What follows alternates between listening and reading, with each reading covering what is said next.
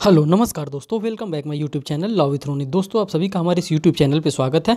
दोस्तों UP PCS का examination 12 फरवरी 2023 को होने वाला है। उसी को देखते हुए मैं प्रिपरेशन कर रहा हूं और साथ साथ आप लोगों को भी प्रिपरेशन करा रहा हूं। दोस्तों इसी सीरीज में मैंने Indian evidence act 1872 section number 1 से लेकर के सेक्शन नंबर 167 तक मैंने अपने प्रीवियस लेक्चर में आपको कंप्लीट करा दिया है। हमारे इसी चैनल पर मिलेगा आपको। फिर सेकेंड जो मैंने कंप्लीट कराया है वो इंडियन कॉन्ट्रैक्ट एक्ट का केस लॉ का जो सीरीज़ है वो भी मैंने इसी चैनल पर कंप्लीट करा दिया। आप चाहें तो उसको भी देख सकते हैं। मैंने उसी के साथ साथ जो कॉन्स्टिट्यूशन ऑफ इंडिया है उसका भी केस लॉ का सीरीज मैंने इसी चैनल पे कंप्लीट करा दिया है। साथ साथ सीआरपीसी को भी मैंने कंप्लीट करा दिया है और जो 9 माइनर लॉ जो इस बार ऐड किए गए हैं यूपी पीसीएस को देखते हुए, तो इसमें से मैंने 5 माइनर एक्ट को भी इसी चैनल पे कंप्लीट करा दिया। आप चाहें तो उसको भी देख सकते हैं और उसका पीडीएफ अगर किसी भी चीज़ का चाहिए तो आप हमारे टेलीग्राम चैनल से जुड़ सकते हैं और वहाँ से आप पीडीएफ भी प्राप्त कर सकते हैं। जी हाँ दोस्तों, उसी को देखते हुए आज मैं इंडियन कॉन्ट्रैक्ट एक्ट का सेक्शन 1 से लेकर के सेक्शन 75 तक सभी सेक्शंस को मैं डील करने वाला हूं और स्मार्ट तरीके से हम लोग यहां पे पढ़ा जाएगा कि किस प्रकार से हमारा इंडियन कॉन्ट्रैक्ट एक्ट से रिलेटेड एक भी क्वेश्चन एग्जामिनेशन से बाहर ना आए। इसी प्रकार से हम यहां पे डील करने वाले हैं। जी हाँ दोस्तों, बिना देर किए मैं इसको स्टार्ट कर रहा हूं। तो दोस्तों मैं अब बता देना चाहता हूं इंडियन कॉन्ट्रैक्ट एक्ट के बारे में। ये जो इंडियन कॉन्ट्रैक्ट एक्ट है ये 1872 का कानून है। मीन्स कि ये आज से 150 साल पुराना कानून है। मीन्स कि 150 लगभग 150 साल पुराना कानून है जो कि 1 सितंबर 2072 को आया था। ये जो कानून है हमारा 1 सितंबर 1872 को इन्फोर्स हो गया था इंडिया के परिप्रेक्ष्य में। तो ये यही कानून बताया जा रहा है। इसको 2 भाग में डिवाइड किया गया। अब 2 भाग में किस प्रकार से डिवाइड किया गया और इसमें प्रपोजल क्या होता है, एक्सेप्टेंस क्या होता है, फिर एग्रीमेंट क्या होता है, कॉन्ट्रैक्ट क्या होता है, वॉइड क्या होता है, वॉइडेबल क्या होता है, इन सभी सिद्धांतों के बारे में, इन सभी प्रिंसिपल्स के बारे में पढ़ेंगे। जो प्रिंसिपल्स इसमें इंपॉर्टेंट है उन सभी चीज़ों के बारे में पढ़ेंगे। बिना देर के हम इस वीडियो को स्टार्ट करते हैं। जी हाँ दोस्तों, देखिए जैसे ये हमारा आ गया इंडियन कॉन्ट्रैक्ट एक्ट 1872 का। तो ये इंडियन कॉन्ट्रैक्ट एक्ट जो 1872 है इसको हम इंडेक्स पॉइंट ऑफ व्यू से ही पढ़ने वाले हैं कि किस प्रकार से ये इंडेक्स के तौर से हम पढ़ते हैं। तो हमारा जो प्रीलिम्स एग्जामिनेशन है, जो हमारा 12 फरवरी को एग्जामिनेशन होने वाला यूपी पीसीएस के लिए, उसके लिए कितना रेलिवेंट होगा। जी हाँ दोस्तों, तो देखिए बिना देर किए मैं इसको स्टार्ट कर रहा हूँ। तो अब ये स्टार्ट कर रहा हूँ। इसके लिए मैं ब्लैंक पेज ले रहा हूँ दोस्तों। ये सिर्फ और सिर्फ हमारे आपके बेयर एक्ट का इंडेक्स है। आप इसको पढ़िएगा तो बेयर एक्ट का इंडेक्स खोल लीजिएगा और इंडेक्स के साथ ही पढ़ते रहिएगा। तो वही इंडेक्स का ही मैंने यहाँ पे फोटो लिया। तो दोस्तों इसके लिए मैं व्हाइट पेपर ले लेता हूँ। उसी व्हाइट पेपर पर मैं आपको बता रहा हूँ किस प्रकार से इसको पढ़ना चाहिए, किस प्रकार से इसको किया जा सकता है। जी हाँ दोस्तों, ये मैंने व्हाइट पेपर ले लिया है यहाँ पे इंडियन कॉन्ट्रैक्ट एक्ट के लिए। अब मैं इसको बता रहा हूँ कैसे करिए। जो इंडियन कॉन्ट्रैक्ट एक्ट है ये 1 सितंबर 1872 को लागू हो गया। इसको हम लोग 2 पार्ट्स में डिवाइड करके पढ़ सकते हैं। जो इंडियन कॉन्ट्रैक्ट है इसको 2 पार्ट में हम डिवाइड करके पढ़ सकते हैं। पहले पार्ट्स को हम लोग जनरल प्रिंसिपल कहते हैं। जनरल हम शॉर्टकट में लिख रहे हैं, जनरल प्रिंसिपल कहते हैं, जो कि सेक्शन नंबर 1 से लेकर के सेक्शन नंबर 75 तक होता है। आप लोगों को भी पता है कि इसको जनरल प्रिंसिपल कहते हैं। स्पेसिफिक कॉन्ट्रैक्ट इसी के साथ साथ आता है। स्पेसिफिक कॉन्ट्रैक्ट इसी के साथ साथ आता है। और स्पेसिफिक कॉन्ट्रैक्ट में हम लोग पढ़ते हैं इंडिमिनिटी को पढ़ते हैं, गारंटी को पढ़ते हैं, एजेंसी को पढ़ते हैं, प्लेज को पढ़ते हैं। मीन्स कि 2 भाग में कॉन्ट्रैक्ट को डिवाइड किया गया है। तो बस मेरे बताने का मतलब यही था कि इस तरह से आप डिवाइड करके अगर पढ़ते हैं तो आपको आसानी होगी। तो आज हम लोग जो पार्ट डील करने वाले हैं वो सेक्शन नंबर 1 से लेकर के सेक्शन नंबर 75 तक डील करेंगे। जी हाँ दोस्तों, तो इसमें जो फर्स्ट हमारा पढ़ने का तरीका होगा वो बिल्कुल अलग होगा। हम ट्रेडिशनल मेथड से नहीं पढ़ेंगे। आज जो हम पढ़ेंगे वो नए मेथड से पढ़ेंगे कि किस प्रकार से हम नए तरीके से कॉन्ट्रैक्ट को डील करते हैं। तो सबसे पहले सेक्शन 1, 2, 3, 4, 5, 6 इस तरह से हम नहीं पढ़ेंगे। हम सबसे पहले पढ़ेंगे सेक्शन नंबर 10 के बारे में। सेक्शन नंबर 10 क्या कहता है, इंडियन कॉन्ट्रैक्ट एक्ट का सेक्शन नंबर 10 क्या कह रहा है। अब सेक्शन नंबर 10 क्या कहता है, सेक्शन नंबर 10 ये कहता है कि वैलिड कॉन्ट्रैक्ट क्या होता है। वैलिड कॉन्ट्रैक्ट जो होता है वो कौन कर सकता है। व्हाट एग्रीमेंट और कॉन्ट्रैक्ट, किस एग्रीमेंट को हम लोग कॉन्ट्रैक्ट के नाम से जानते हैं, ये सेक्शन नंबर 10 बताता है। फिर इसी के साथ साथ हम लोग पढ़ते हैं सेक्शन नंबर 11 को। सेक्शन नंबर 10 में तो ये बात बता दिया व्हाट एग्रीमेंट और कॉन्ट्रैक्ट, किस एग्रीमेंट को हम लोग कॉन्ट्रैक्ट के नाम से जानते हैं। फिर हम साथ साथ पढ़ते हैं सेक्शन नंबर 11। अब सेक्शन नंबर 11 में किसकी बात करती है, सेक्शन नंबर 11 जो बात करता है वो कॉम्पिटेंट पर्सन की बात करता है कि कॉम्पिटेंट पर्सन कौन होता है। तो भाई कॉम्पिटेंट पर्सन वो पर्सन होता है जो कि मेजर होता है। जो मेजर होता है वो अपने आप में कॉम्पिटेंट पर्सन होता है। जो साउंड माइंड पर्सन होता है वो कॉम्पिटेंट पर्सन होता है। साउंड माइंड जो पर्सन होता है वो कॉम्पिटेंट पर्सन होता है सेक्शन 11 के अकॉर्डिंग। जो not disqualified by any law होता है, not disqualified by any law होता है, वो क्या होता है, कॉम्पिटेंट पर्सन होता है। तो सेक्शन 10 के बारे में हमको समझ में आ गया, सेक्शन 11 के बारे में हमको समझ में आ गया। अब बात करते हैं सेक्शन 11 जब हम पढ़ लिए तो सेक्शन नंबर 12 भी हमारे पास आता है। सेक्शन 12 में क्या बात बताता है, यही एक धागा यहाँ से सेक्शन 11 से एक धागा निकल कर आता है सेक्शन नंबर 11 का एक धागा सेक्शन नंबर 12 को जोड़ता है। और यहाँ पे सेक्शन नंबर 12 जो बात करता है वो अनसाउंडनेस ऑफ माइंड की बात करता है। मीन्स कि साउंड माइंड पर्सन ही क्या कर सकता है, एक कॉम्पिटेंट पर्सन हो सकता है कि जो कि कॉन्ट्रैक्ट में एंटर कर सकता है। इतनी बात आपको समझ में आ गई। सेक्शन 10 वैलिड कॉन्ट्रैक्ट के बारे में बात कर रहा है। सेक्शन नंबर 11 जो बात कर रहा है वो मेजर के बारे में बात कर रहा है, साउंड माइंड पर्सन के बारे में बात करता है, फिर नॉट डिस्क्वालीफाइड बाई लॉ के बारे में बात कर रहा है। और उसी से एक धागा हमने निकाल के लाया है जो कि सेक्शन नंबर 12 हमारा बता दिया, जो अनसाउंड माइंड नहीं है। मीन्स की यहाँ पे बताया जा रहा है what is a sound mind for the purpose of contracting. क्या साउंड माइंड होता है जो कि पर्पस होता है कॉन्ट्रैक्ट करने का। सेक्शन नंबर 12 में ये बात बता दी गई है।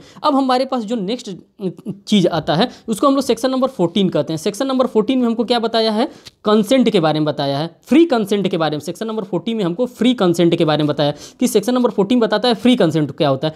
तो भाई जब हम फ्री कंसेंट के बारे में जानेंगे तो सबसे पहले हमको ये जानना पड़ेगा कि कंसेंट क्या होता है, तभी तो हम जानेंगे कि फ्री कंसेंट क्या होता है। सबसे पहले हमें ये पता तो होना चाहिए कि हाँ कंसेंट क्या होता है। तो सेक्शन नंबर 13 में हमारा कंसेंट के बारे में डिफाइन किया गया कि हाँ कंसेंट क्या होता है। उसी कंसेंट से निकल के एक धागा क्या आता है हमारे पास, सेक्शन नंबर 14 आता है, जिसको हम लोग फ्री कंसेंट के नाम से जानते हैं। इस तरह से आप सीरीज में अगर इसको लर्न करते हैं तो आपके यूपी पीसीएस के एग्जामिनेशन के लिए एकदम हलवा होगा। इससे बाहर एक भी क्वेश्चन नहीं आएगा। अभी मैं आपको एक एक धागे खोल करके बताने वाला हूँ कि कौन वैलिड कॉन्ट्रैक्ट होता है, कौन वाइड कॉन्ट्रैक्ट होता है, कौन वाइडेबल कॉन्ट्रैक्ट होता है, सभी चीज़ों के बारे में बताने वाला हूं। तो देखिए जो सेक्शन नंबर 14 में आप चले जाते हैं तो यहाँ पे फ्री कंसेंट की बात की जाती है। अब फ्री कंसेंट, अब देखिए सेक्शन नंबर 14 हमने यहाँ पे ले लिया। सेक्शन नंबर 14 में फ्री कंसेंट कब होगा, जब इसके अंतर्गत सेक्शन 14 के अंतर्गत फ्री कंसेंट कब होगा, जब इसमें सेक्शन नंबर 15 नहीं हो, जब इसमें सेक्शन नंबर 16 नहीं हो, इसमें 17 नहीं हो, 18 नहीं हो, फिर उसके बाद से 18 के बाद फिर इसमें 20 से लेकर के सेक्शन नंबर 22 तक नहीं हो, तब ये हमारा सेक्शन नंबर 14 क्या होगा, तब हमारा सेक्शन नंबर 14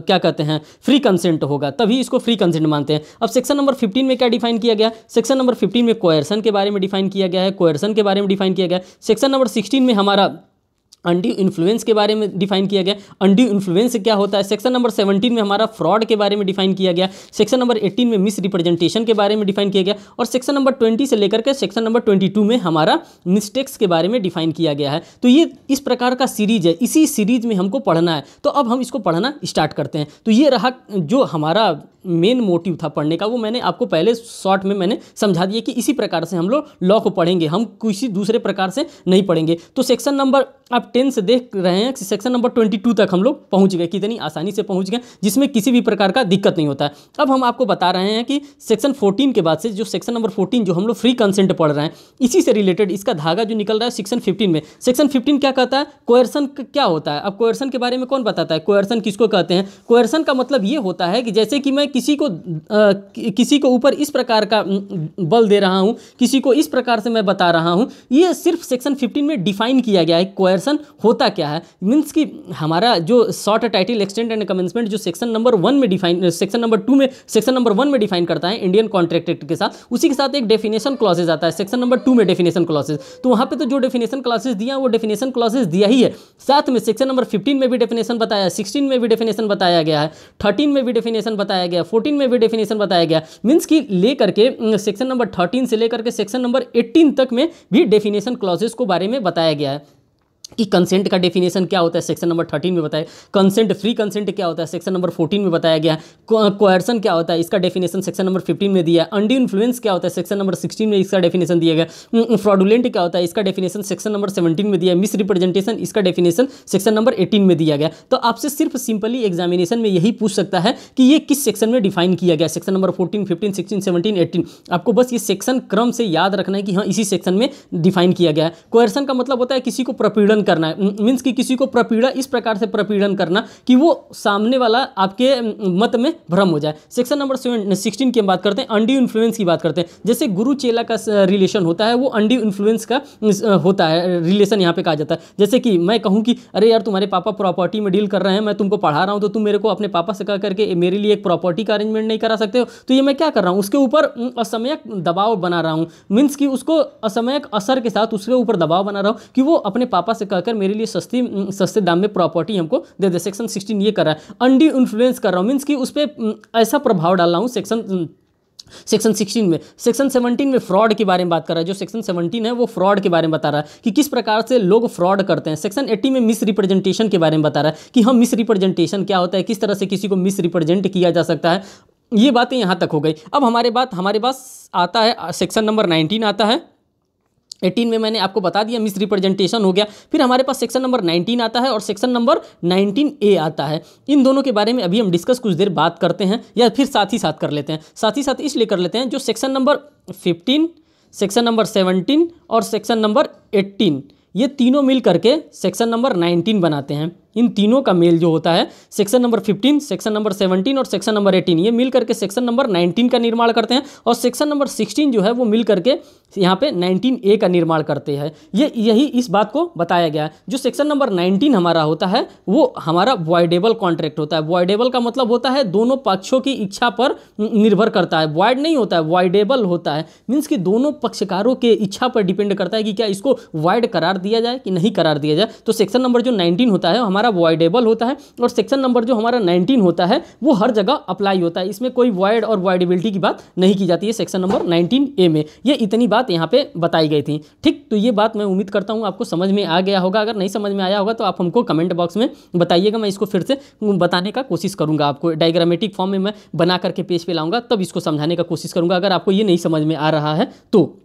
ठीक, अब मैं बात करने वाला हूं सेक्शन नंबर, यहाँ पे सेक्शन कौन सा, जो हमारे पास सेक्शन नंबर 20 से लेकर के सेक्शन नंबर 22 की बात हम कर रहे थे, मिस्टेक्स की बात कर रहे थे कि हम मिस्टेक क्या होता है, किस प्रकार से मिस्टेक होता है, इसके बारे में हम बात करने वाले। तो सेक्शन नंबर 20 में हम जो पहुँचते हैं तो यहाँ पे 2 प्रकार के हम लोग मिस्टेक्स को देखते हैं। यहाँ पे तो पहले मिस्टेक्स को देख रहे हैं जो कि सेक्शन नंबर 20 से लेकर के हमारा 22 तक में डिफाइन किया गया है मिस्टेक्स के बारे में। अब यहाँ पे हम मिस्टेक्स को 2 पार्ट में डिवाइड कर लेते हैं। एक मिस्टेक ऑफ फैक्ट की बात कर लेता है, मीन्स कि 2 पार्ट में, हाँ पहले से हमने 2 पार्ट में यहाँ पे डिवाइड किया है। पहले जो है एक पार्ट में जो है मिस्टेक ऑफ फैक्ट को हम लोगों ने ले लेते हैं, मिस्टेक ऑफ फैक्ट को, और एक मिस्टेक ऑफ लॉ को ले लेते हैं, मिस्टेक ऑफ लॉ को ले लेते हैं। तो ये दोनों में अंतर क्या होता है। जो मिस्टेक ऑफ फैक्ट की बात होती है, मिस्टेक ऑफ फैक्ट को हम लोग 2 पार्ट्स में डिवाइड करते हैं। अब किस प्रकार से 2 पार्ट में डिवाइड करते हैं, जो दूसरे पार्ट में डिवाइड करते हैं, मीन्स की रुकिए फिर से मैं एक डायग्राम बनाता हूँ। देखिए पहले हम यहाँ पे आते हैं मिस्टेक में। सेक्शन नंबर 20 से लेकर के 22 तक हमको मिस्टेक्स के बारे में डिफाइन करता है कि मिस्टेक क्या होता है, किस प्रकार से मिस्टेक हो सकता है। अब मिस्टेक्स को जब हम लोग 2 पार्ट्स में डिवाइड कर देते हैं, तो एक होता है हमारा मिस्टेक ऑफ फैक्ट होता है,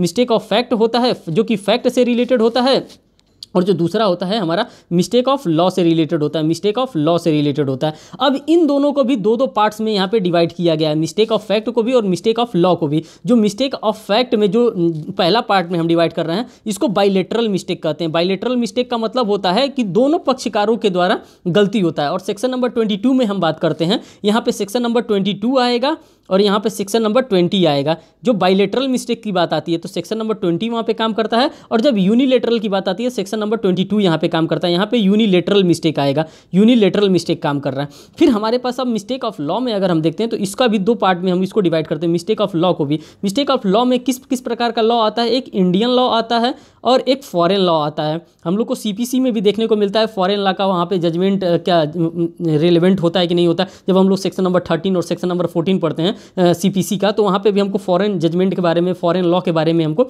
बताया जाता है। तो वहाँ से भी आपको रिलेट कर सकते हैं कि हाँ यहाँ पे भी इंडियन कॉन्ट्रैक्ट एक्ट में भी फॉरेन लॉ के बारे में बताया जाता है। तो यहाँ पे क्या कहा जाता है, जो इंडिया का लॉ होता है, जो सेक्शन नंबर ये किससे डील करता है, ये मिस्टेक ऑफ लॉ जो हमारा डील करता है वो सेक्शन नंबर 21 से डील करता है। तो देखिए आपको मिल गया सेक्शन नंबर 20 बाइलेटरल मिस्टेक मिल गया, सेक्शन नंबर 22 यूनिलेटरल मिस्टेक मिल गया, और सेक्शन नंबर 21 हमारा क्या मिल गया, मिस्टेक ऑफ लॉ मिल गया। यहाँ पे 3 मिस्टेक्स के बारे में हम लोगों ने देख लिया। जो हमारा इंडिया का लॉ होता है, अगर उसमें कोई गलती किया जाता है तो ये जो होता है ये वैलिड होता है। इंडिया का जो लॉ होता है, जब हम इंडिया के लॉ का कोई गलती करते हैं तो इसको वैलिड माना जाता है, क्योंकि कानून में ये कहा गया है कि भारत में जो भी नागरिक निवास कर रहा है वो भारत के कानून को जान रहा है। इसीलिए यहाँ पे अगर आप कोई भी ऑफेंस कर रहे हैं तो इसको वैलिड माना जाएगा। लेकिन यही अगर फॉरेन के लॉ का आप गलती कर दे रहे हैं तो इसको फैक्ट के रूप में देखा जाएगा कि जो फॉरेन का लॉ होता है वो एक प्रकार का फैक्ट होता है, उसके बारे में सभी लोगों को नहीं पता हो सकता है। तो ये foreign law is equal to fact भी आप कह सकते हैं कि मीन्स जो फॉरेन का लॉ होता है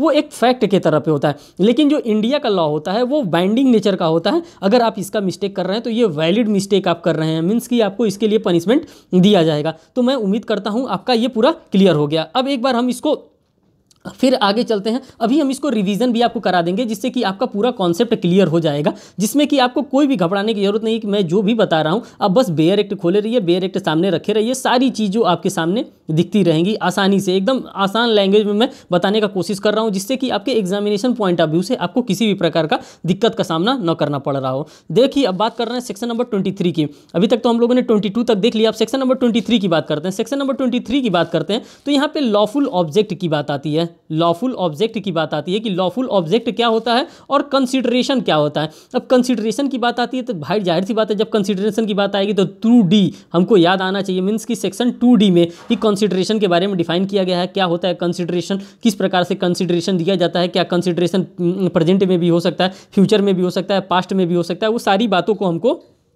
सेक्शन 2D जब हम पढ़ेंगे इंटरप्रिटेशन क्लॉजेज मीन्स की डेफिनेशन क्लॉजेज, तो वहाँ पे हमको सारी बातें कंसीडरेशन से रिलेटेड मिलेगा। फिर जो सेक्शन नंबर 23 हमारा आ जाता है, इसकी जो टर्मिनोलॉजी दी गई है वो निगेटिव वे में इसका डेफिनेशन दिया गया। मीन्स कि सेक्शन 23 जब आप अपने बेयर एक्ट को खोल के पढ़ेंगे तो इसका जो डेफिनेशन दिया गया है वो एकदम निगेटिव वे में, एकदम निगेटिव टर्मिनोलॉजी में इसका डेफिनेशन दिया गया है। अगर आपको नहीं समझ में आ रहा है तो मैं इसका डेफिनेशन भी पढ़ के बता देता हूँ। यहाँ पे लिखा है what consideration and object are lawful and what not.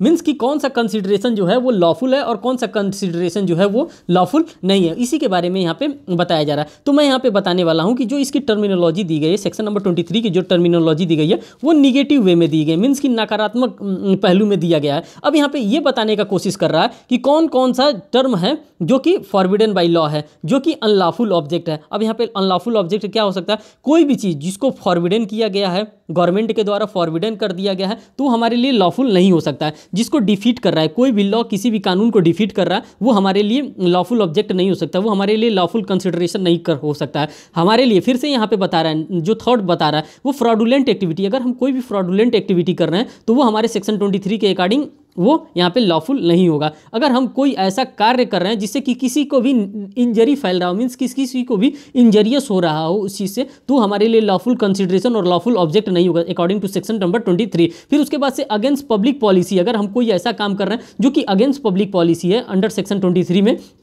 तो वो भी हमारे लिए लॉफुल नहीं होगा। तो सेक्शन नंबर 23 का जो डेफिनेशन बताया गया है वो निगेटिव टर्मिनोलॉजी में इसके डेफिनेशंस के बारे में बताया गया कि मीन्स कि ये जो भी कार्य करता है सेक्शन नंबर 23 ये निगेटिव डेफिनेशन बता दिया। अब इसके बाद जो भी हम काम करेंगे वो हमारे लिए पॉजिटिव वर्क होगा। अब बात कर रहे हैं सेक्शन नंबर 23 का, तो पूरा हमने बता दिया। अब बात करेंगे हम लोग सेक्शन नंबर 24 का। अब सेक्शन नंबर 24 में क्या कर रहा है, सेक्शन नंबर 24 से लेकर के और सेक्शन नंबर 30 तक, सेक्शन नंबर 24 से लेकर के 24 नंबर सेक्शन नंबर 30 तक, ये क्या बताता है, ये वॉइड के बारे में बताता है। वॉइड कैसा, वॉइड एब इनिशियो, मीन्स की शुरुआत से ही शून्यता के बारे में बता रहा है कि सेक्शन नंबर 24 से लेकर के सेक्शन नंबर 30 में अगर कोई भी हम लोग कॉन्ट्रैक्ट करते हैं तो वो वॉइड एब इनिशियो होगा। मीन्स कि वो जो कॉन्ट्रैक्ट किया जाएगा वो शुरुआत से ही शून्य होगा, ऐसा नहीं कि 20 से शून्य होगा। जैसे सेक्शन नंबर 24 में अब क्या बता रहा है, सेक्शन नंबर 24 में आपको डायरेक्टली बता रहा है कि अगर हम लोग कोई भी कार्य कर रहे हैं जो कि लॉफुल नहीं है, अगर वो अनलॉफुल है तो वो बिकम वाइड हो जाएगा। जैसे कि हम लोग कोई भी कर रहे हैं, कोई भी एग्रीमेंट, वहाँ पे देखिए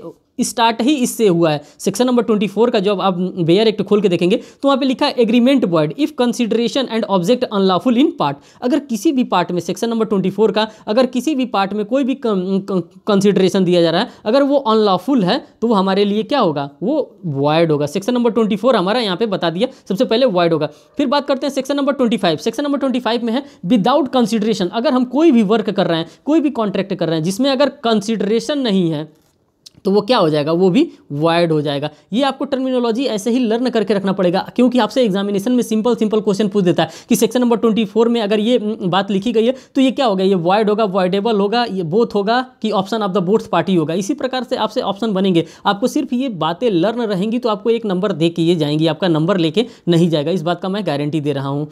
और सेक्शन नंबर 26 में हमको देखने के लिए मिल रहा है रिस्ट्रेंट ऑफ मैरिज। अगर किसी के भी मैरिज को हम लोग रुकवाते हैं, सेक्शन नंबर 26 में जो मैं बात कह रहा हूँ उस बात पे आप कमांड करिएगा। अगर किसी के मैरिज को अगर रुकवाया जाता है, agreement in restraint of marriage, वो क्या होगा, ये वाइड होगा। सेक्शन नंबर 26 में भी वाइड होगा। बात करते हैं सेक्शन नंबर 27 में। 27 में बात करता है इंटरप्रिटेशन इन ट्रेड। मीन कि अगर किसी भी ट्रेड में हम इंटरप्शन करते हैं, रुकावट डालते हैं, किसी भी ट्रेड, कोई ट्रेड करने जा रहा है, अगर हम उसमें व्यवधान डालते हैं तो हमारा क्या होगा, ये कॉन्ट्रैक्ट जो अगर हमारा वॉइड होगा। सेक्शन नंबर 28 में हमारा बात कर रहा है लीगल प्रोसीडिंग। अगर कोई लीगल प्रोसीडिंग करने जा रहा है, अगर उस लीगल प्रोसीडिंग में हम किसी भी प्रकार का व्यवधान डालते हैं तो हमारा क्या होगा, यहाँ पे जो कॉन्ट्रैक्ट होगा वो हमारा वॉइड कॉन्ट्रैक्ट होगा। सेक्शन नंबर 29 में अनसर्टेनिटी की बात कर रहा है। अगर पता ही नहीं है कि निश्चितता ही नहीं है कि कल बारिश होगा कि नहीं, अगर इस प्रकार का हम कोई सट्टा लगाते हैं, चाहे इस प्रकार का भी कोई बात करते हैं, तो यहाँ पे सेक्शन 29 के अकॉर्डिंग वो वॉइड होगा। फिर हमारे पास नेक्स्ट सेक्शन आता है सेक्शन नंबर 30। जो सेक्शन नंबर 30 में वेगरिंग की बात की जा रही है, छद्म करार के बारे में बात किया जा रहा है। अगर सेक्शन नंबर 30 के अंतर्गत अगर हम कोई छद्म करार कर रहे हैं, कोई वेगरिंग का कॉन्ट्रैक्ट कर रहे हैं, तो हमारे लिए क्या होगा, वो भी हमारे लिए वाइड एग्रीमेंट होगा। मीन्स की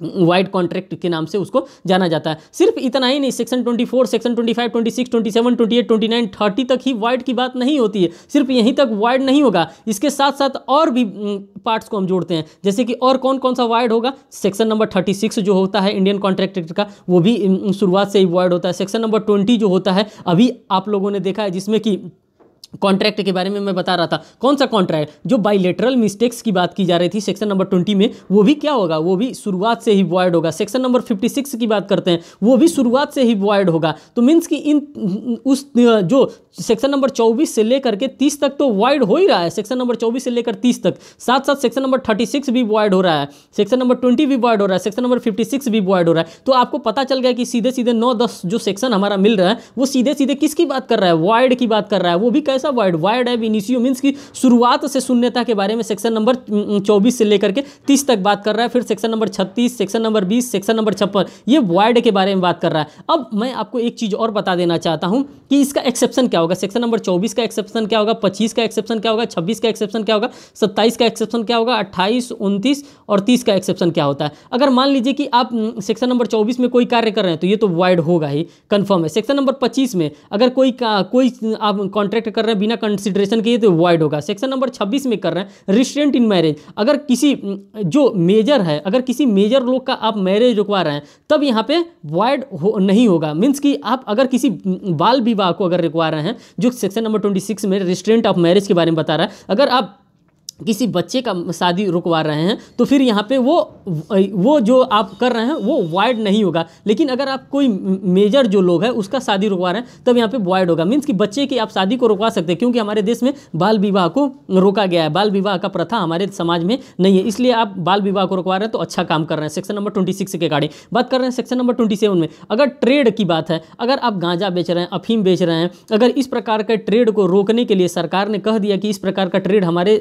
में नहीं होगा, हमारे समाज में नहीं होगा। जैसे बिहार में ले लीजिए, बिहार में जो लीकर होता है, जो वाइन होता है, उस पर बेचने पर रोक लगा दिया गया, क्योंकि वहाँ की सरकार नहीं चाहती है कि हमारे मीन्स की स्टेट में शराब को बेचा जाए, मीन्स की लीकर को बेचा जाए। तो वहाँ पे अगर इस प्रकार का प्रैक्टिस करेंगे तो वहाँ पे ये क्या हो जाएगा, वॉइड हो जाएगा। अगर पकड़ेंगे तो इसके लिए पनिशेबल किया जाएगा, और यूपी में नहीं होगा। इस प्रकार का कोई कानून अभी नहीं बनाया गया कि नहीं यहाँ पे लीकर नहीं बिका जाएगा, यहाँ पे शराब नहीं बेचा जाएगा। तो इस प्रकार का अगर आप ट्रेड वहाँ पे कर रहे हैं तो आप फिर पकड़े जाएंगे, तो फिर इसका ये एक्सेप्शन हो जाएगा। अगर लीगल प्रोसीडिंग में सेक्शन नंबर 28 में अगर लीगल प्रोसीडिंग में आप किसी भी प्रकार का इंटरप्शन कर रहे हैं, मीन्स कि वो कोर्ट जाना चाहता है, अपने हक के लिए जाना चाहता है, उसका फंडामेंटल राइट ब्रीच हो रहा है, अगर उसका फंडामेंटल राइट ब्रीच हो गया, आप उसको क्या कर रहे हैं, बार बार खींच रहे हैं कि नहीं तुम कोर्ट नहीं जाओगे, उसको बांध के रख दे रहे हैं, तो आप यहाँ पे क्या कर रहे हैं, उसके साथ आप मजाक कर रहे हैं। मीन्स कि ये इसका एक्सेप्शन हो सकता है, वो कोर्ट जा सकता है, आपको इंटरप्शन करने का कोई अधिकार नहीं है। अनसर्टेनिटी की बात की जा रही है, जहाँ अनसर्टेनिटी, जहाँ अनिश्चितता है, कहा जा रहा है कि तुम मेरे लिए ये कर दो, तुम राधा से शादी करोगे तो राम तुमको 1000 रुपये देगा।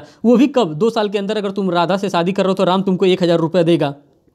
पता चला कि उसकी शादी ही 2 साल के अंदर नहीं, वो तीसरे साल में शादी कर रहा है, तो यहाँ पे अनसर्टेनिटी की बात कर रहा है। तो इस प्रकार का भी जो कॉन्ट्रैक्ट होता है वो वाइड कॉन्ट्रैक्ट होता है। उसके बाद से जो बात करते हैं वेगरिंग की, जो पद्म का करार होता है, जो छद्म का करार होता है, इसमें 500 रुपये तक का जो भी कॉन्ट्रैक्ट होता है वो वाइड के श्रेणी में आता है। ये बात यहाँ पे बताई गई है।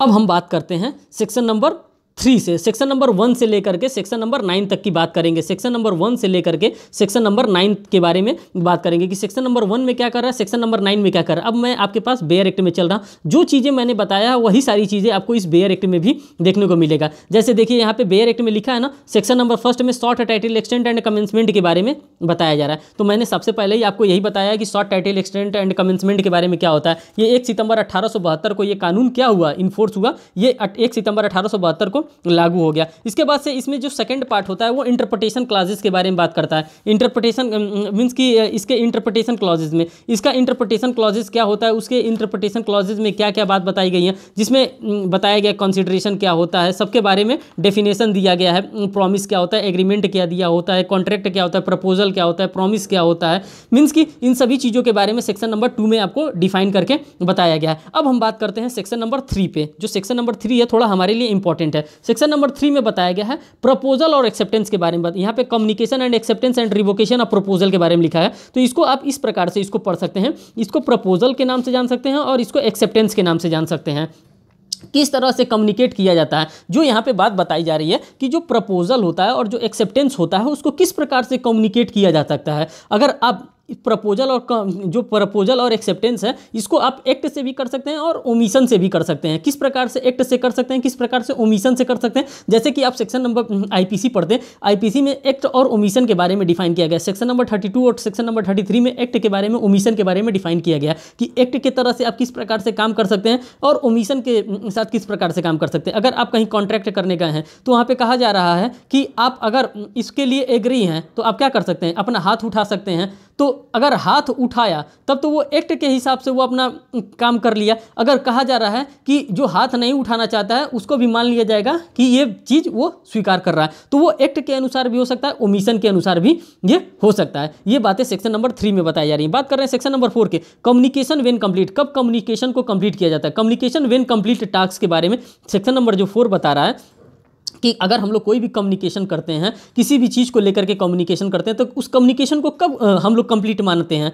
तो सेक्शन नंबर 4 इसी के बारे में बात कर रहा है। अब फिर बात करते हैं सेक्शन नंबर 5 में, revocation of proposal and acceptance. अगर कोई कम्युनिकेशन सेक्शन 4 में कोई भी कम्युनिकेशन हम लोगों ने कंप्लीट कर लिया, अगर मान लीजिए कि हमको उस कम्युनिकेशन में नहीं रहना है, हम उसको छोड़ना चाहते हैं, उसको ब्रेक करना चाहते हैं, कि मीन्स कि हम कोई भी एक्सेप्टेंस कर लिए, अगर मैं चाहता हूं कि ये जो मैंने कॉन्ट्रैक्ट किया है इसे मैं ब्रीच करना नहीं चाहता हूं, मैं इस कॉन्ट्रैक्ट से बाहर आना चाहता हूं, तो इसमें सेक्शन नंबर 5 में बताया गया है revocation of proposal and acceptance. Means कि किस तरह से आप रिवोकेशन उसको कर सकते हैं, किस तरह से उसको छोड़ सकते हैं। अब यही देखिए, एक साथ मिल करके पढ़िए, यहाँ पे मिल करके कैसे पढ़ सकते हैं। सेक्शन नंबर 4 में कह रहा है कम्युनिकेशन व्हेन कंप्लीट, कम्युनिकेशन किस तरह से कंप्लीट होगा, साथ साथ फिर बता दे रहा है अगर कम्युनिकेशन कंप्लीट हो जा रहा है तो अगर मैं चाहता हूँ कि मैं उस कॉन्ट्रैक्ट में ना इंटर करूँ, मैं उस कॉन्ट्रैक्ट का हिस्सा ना बनूँ, तो उसको कैसे मैं सेक्शन 5 के तहत उसको मैं रिवोक कर सकता हूँ, उसको मैं मना कर सकता हूँ उस कॉन्ट्रैक्ट में रहने के लिए। साथ साथ कह रहा है अगर मना करूँगा तो हमको प्रक्रिया कहाँ पता है, किस प्रक्रिया के आधार पर मैं उसको मना करूँगा। तो ये बातें हमको सेक्शन नंबर 6 बता रहा है कि वो तरीका बता रहा है कि अगर आप सेक्शन 4 में कम्युनिकेशन में इंटर कर गए हैं, कोई भी अगर आप कॉन्ट्रैक्ट करने में इंटर कर गए हैं, अगर कॉन्ट्रैक्ट कर लिए हैं तो उसका रिवोकेशन आप करना चाहते हैं तो सेक्शन 5 में बताएगा, और सेक्शन 6 उसका बता रहा है कि भैया रिवोकेशन तुम करोगे कैसे।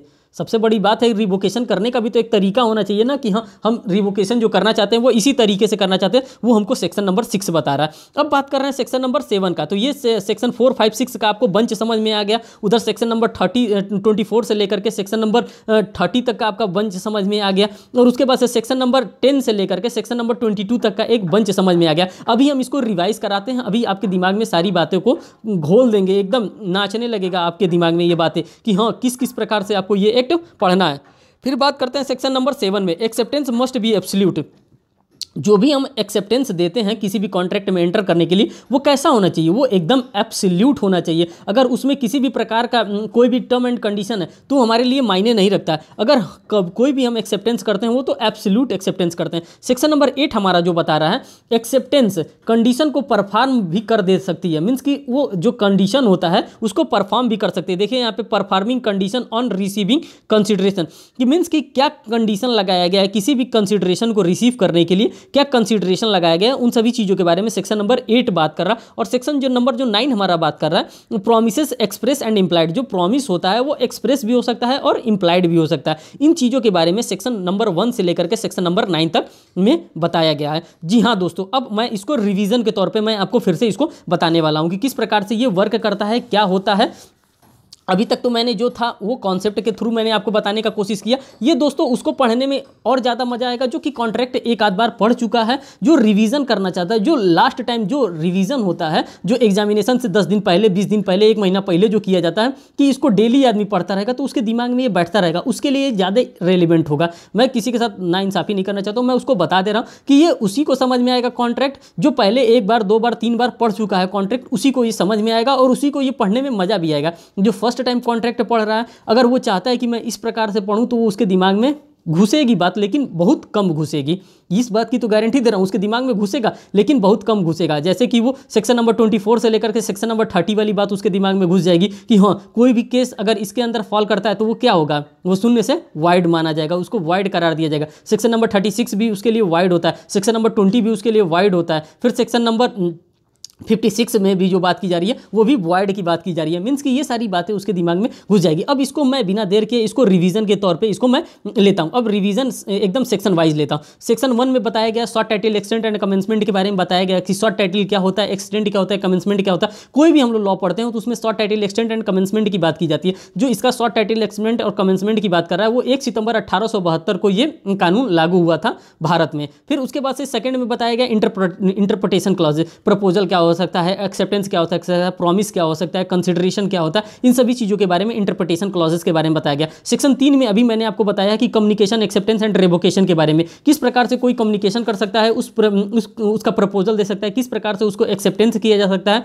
ये सेक्शन नंबर 3 में बताया गया। सेक्शन नंबर 4 में बताया गया कम्युनिकेशन व्हेन कंप्लीट, कोई भी कम्युनिकेशन होता है वो किस प्रकार से कंप्लीट माना जाता है। अगर मैंने कम्युनिकेशन कर लिया, अगर मैं सेक्शन 5 के अकॉर्डिंग मैं उसको रिवोक करना चाहता हूं तो मैं किस प्रकार से रिवोक करूंगा, जो इसके रिवोकेशन का प्रोसेस बताया गया वो सेक्शन नंबर 6 में बताया गया कि रिवोकेशन हाउ मेड, किस प्रकार से अगर रिवोकेशन आप इस कॉन्ट्रैक्ट से करना चाहते हो तो कैसे करेंगे, ये सेक्शन नंबर 6 इस बात को बताता है। सेक्शन नंबर 7 बता रहा है एक्सेप्टेंस मस्ट बी एब्सोल्यूट, कोई भी एक्सेप्टेंस होना चाहिए वो एब्सोल्यूट होना चाहिए, वो अनकंडीशनल होना चाहिए, अनक्वालिफाइड होना चाहिए। मीन्स कि कोई भी हम अगर एक्सेप्टेंस कर सकते हैं तो वो एब्सोल्यूट एक्सेप्टेंस होना चाहिए। सेक्शन नंबर 8 में बताया जा रहा है एक्सेप्टेंस बाय परफॉर्मिंग कंडीशन, अगर कोई कंडीशन लगा दिया गया तो उस कंडीशन को परफॉर्म करते हुए यहाँ पे आपको क्या करना चाहिए, एक्सेप्टेंस करना चाहिए। जैसे एग्जांपल हम ले लेते हैं, यूपी पीसीएस का हम लोगों ने फॉर्म फिल किया है जिसका कि एग्जामिनेशन आ गया। अब उसने कंडीशन लगा दिया है कि आपका एग्जामिनेशन कितने तारीख को होगा, 12 तारीख को होगा, 12 फरवरी को होगा, 2023 को होगा। सुबह में आपका एग्जामिनेशन 10 से लेकर के 12 के बीच में होगा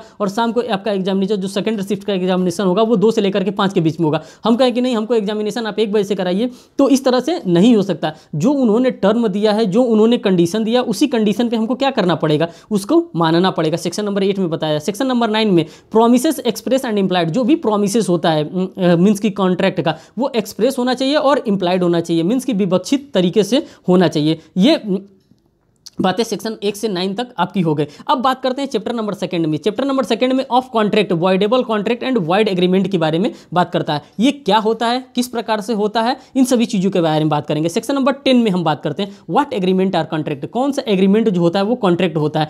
मीन्स कि अगर कोई भी कॉन्ट्रैक्ट करना है तो आपको सेक्शन 10 से हो करके गुजरना पड़ेगा। ये बताता है कि व्हाट एग्रीमेंट्स आर कॉन्ट्रैक्ट, कौन कौन से एग्रीमेंट जो होते हैं जो कि कॉन्ट्रैक्ट बनते हैं। जब हम लोग कभी भी कॉन्ट्रैक्ट करते हैं तो उसके साथ साथ हम लोग प्रपोजल करते हैं, प्रपोजल के साथ साथ हम लोग एक्सेप्टेंस करते हैं और एक्सेप्टेंस के साथ साथ हम लोग क्या कर सकते हैं, प्रॉमिस करते हैं। प्रॉमिस करने के बाद वो क्या करते हैं, वहां पे हम लोग किसी प्रकार का एग्रीमेंट करते हैं और एग्रीमेंट करने के बाद हम लोग कंसीडरेशन वहां पे दे देते हैं जो कि 2D में बताया गया है। अगर कंसीडरेशन यहाँ पे पे कर देते हैं तो वो सेक्शन 10 के अकॉर्डिंग क्या हो जाता है, कॉन्ट्रैक्ट बन जाता है। सेक्शन 10 के अकॉर्डिंग हमारा यहाँ पे कॉन्ट्रैक्ट बन जाता है। तो वही सेक्शन 10 के बारे में बताया गया है। मीन्स कि पहले प्रपोजल दिया जाता है, प्रपोजल का एक्सेप्टेंस होता है, एक्सेप्टेंस के बाद यहाँ पे प्रॉमिस होता है, प्रॉमिस के बाद एग्रीमेंट क्रिएट हो जाता है और एग्रीमेंट के बाद क्या देते हैं, हमें कंसीडरेशन अमाउंट देते हैं और अमाउंट जैसे ही हम लोगों ने पेड किया वो क्या बन गया, हमारा कॉन्ट्रैक्ट का रूप ग्रहण कर लिया। वही चीज़ यहाँ पे सेक्शन नंबर 10 हमको बता रहा है, बाकी इससे ज़्यादा कुछ नहीं बता रहा है।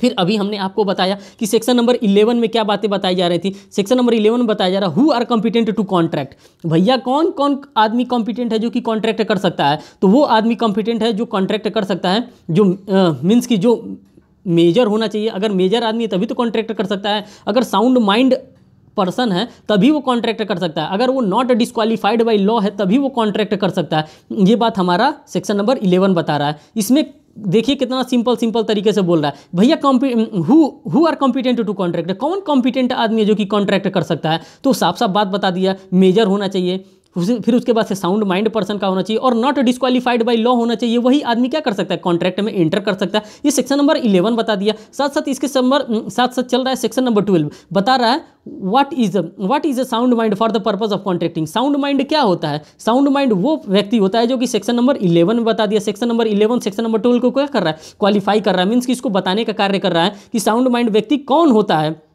जो सेक्शन नंबर 11 बता रहा है कि साउंड माइंड व्यक्ति वो होता है जो कि 18 साल से ऊपर का हो। पहली बात, जो मेजर होगा, जो इसका दिमाग चित्त विकृत मीन्स कि पागल नहीं होगा, जो सेक्शन नंबर 84 हम लोग आईपीसी में पढ़ते हैं। अगर उस प्रकार का कोई अनसाउंड माइंड का पर्सन होता है, वो कॉन्ट्रैक्ट में एंटर करने के लिए सक्षम व्यक्ति नहीं होता है। मीन्स कि जो भी सेक्शन 12 के अकॉर्डिंग जो भी आदमी अगर कोई भी कॉन्ट्रैक्ट करना चाहता हो, वो क्या होना चाहिए, वो स्वच्छ चित्त विकृत नहीं होना चाहिए। मीन्स कि वो अच्छा आदमी होना चाहिए। अच्छा आदमी का मतलब कि वो पागल नहीं होना चाहिए। वो आदमी सेक्शन 12 के अकॉर्डिंग कॉन्ट्रैक्ट कर सकता है। अब सेक्शन नंबर 13 में अभी हम लोगों ने देखा कि कंसेंट के बारे में डिफाइन किया गया। कंसेंट क्या होता है, किसको कंसेंट कहते हैं? अगर मान लीजिए मैं अपनी सहमति देता हूं अगर किसी चीज को करने के लिए, तो मैं क्या दे रहा हूं, कंसेंट दे रहा हूं। कंसेंट कैसा होना चाहिए? जो भी हम कंसेंट दे रहे हैं, जो भी हम सहमति दे रहे हैं, वो किसी के दबाव में नहीं होना चाहिए, किसी के फ्रॉड के अंदर नहीं होना चाहिए। ये कैसा होना चाहिए कंसेंट? कंसेंट जो हमारा होना चाहिए वो फ्री कंसेंट होना चाहिए। सेक्शन नंबर 14 हमको ये बता रहा है कि जो भी हमारा कंसेंट होना चाहिए वो फ्री कंसेंट होना चाहिए। अगर फ्री कंसेंट हमको चाहिए तो उसके अंदर हमको क्या नहीं चाहिए? अगर हम चाहते हैं कि कोई भी कॉन्ट्रैक्ट हो और वो फ्री कंसेंट हो, तो उसके अंदर सेक्शन 14 के अंतर्गत सेक्शन नंबर 15 नहीं हो। मीन्स कि किसी भी प्रकार का उसमें कोएर्सन नहीं होना चाहिए। अगर फ्री कंसेंट हम चाहते हैं तो उसमें किसी भी प्रकार का अनड्यू इन्फ्लुएंस नहीं होना चाहिए। अगर हम फ्री कंसेंट चाहते हैं तो किसी भी प्रकार का उसमें फ्रॉड नहीं होना चाहिए। अगर हम फ्री कंसेंट चाहते हैं तो उसमें किसी भी प्रकार का मिस रिप्रेजेंटेशन नहीं होना चाहिए। अगर हम फ्री कंसेंट चाहते हैं तो उसमें किसी भी प्रकार की voidability of agreement without free consent नहीं होना चाहिए। अगर हम फ्री कंसेंट चाहते हैं तो सेक्शन 19A नहीं होना चाहिए। अगर हम फ्री कंसेंट चाहते हैं तो सेक्शन नंबर 20 से लगाई सेक्शन नंबर 22 तक नहीं होना चाहिए। तभी हम उस कॉन्ट्रैक्ट को क्या मानेंगे, उस कॉन्ट्रैक्ट को हम फ्री कंसेंट मानेंगे, जो हमारा सेक्शन नंबर 14 यहाँ पे डिफाइन कर रहा है। देखिए कितने अच्छे से लैंग्वेज में बता दिया गया कि फ्री कंसेंट क्या होता है। फ्री कंसेंट वो कंसेंट होता है जिसके अंदर सेक्शन 15, 16, 17, 18, 19, 19A, 20, 21, 22 अगर ये 9 सेक्शन नहीं आता है तो वो कंसेंट क्या होता है? सेक्शन 12, 14 के अकॉर्डिंग वो फ्री कंसेंट के रूप में देखा जाता है, उसको फ्री कंसेंट माना जाता है। इतनी बातें आपको समझ में आ गई। अभी मैंने जो कॉन्सेप्ट बताया उस कॉन्सेप्ट को भी देखिए। अब बेयर एक्ट के साथ भी इस कॉन्सेप्ट को देखते रहिए। ये हिंदी वाला बेयर एक्ट का है पिक, आप लोग इसको चाहेंगे तो देख सकते हैं। अब बात करते हैं सेक्शन नंबर 21 की। सेक्शन नंबर 21 में मैंने आपको बताया था, जैसे ही मैं बता रहा था तो यहाँ पे मैं बता रहा था मिस्टेक्स के बारे में। मिस्टेक्स 2 प्रकार के होते हैं। कौन कौन से मिस्टेक होते हैं? एक तो मिस्टेक ऑफ लॉ के बारे में मैं बताया था और एक मिस्टेक ऑफ फैक्ट के बारे में बताया था। जो मिस्टेक ऑफ फैक्ट होता है, इसमें 2 प्रकार की चीज़ों के मेरे बारे में मैंने बताया था कि एक बाइलेटरल मिस्टेक होता है और एक यूनिलेटरल मिस्टेक होता है। जो बाइलेटरल मिस्टेक होता है इसमें सेक्शन नंबर 20 फॉल करता है और जो यूनिलेटरल मिस्टेक होता है इसमें सेक्शन नंबर 22 फॉल करता है। और साथ ही साथ मैंने एक टर्मिनोलॉजी और बताया था आपको, मिस्टेक ऑफ लॉ के बारे में बताया था कि मिस्टेक ऑफ लॉ क्या होता है। मिस्टेक ऑफ लॉ वो होता है जिसमें इंडियन लॉ के बारे में मैंने बताया था और आपसे फॉरेन लॉ के बारे में बताया था। इंडियन लॉ के बारे में बताया था और फॉरेन लॉ के बारे में बताया था। जो मैंने ये भी बताया था कि अगर इंडियन लॉ का कोई भी मिस्टेक कर रहा है तो वो मिस्टेक क्या होगा, वो मिस्टेक वैलिड मिस्टेक होगा। अगर कोई फॉरेन लॉ का मिस्टेक कर रहा है तो वो क्या होगा, foreign law is equal to fact भी मैंने उस समय बताया था कि मीन्स कि जो फॉरेन का लॉ होता है उसको हम लोग फैक्ट के तरीके से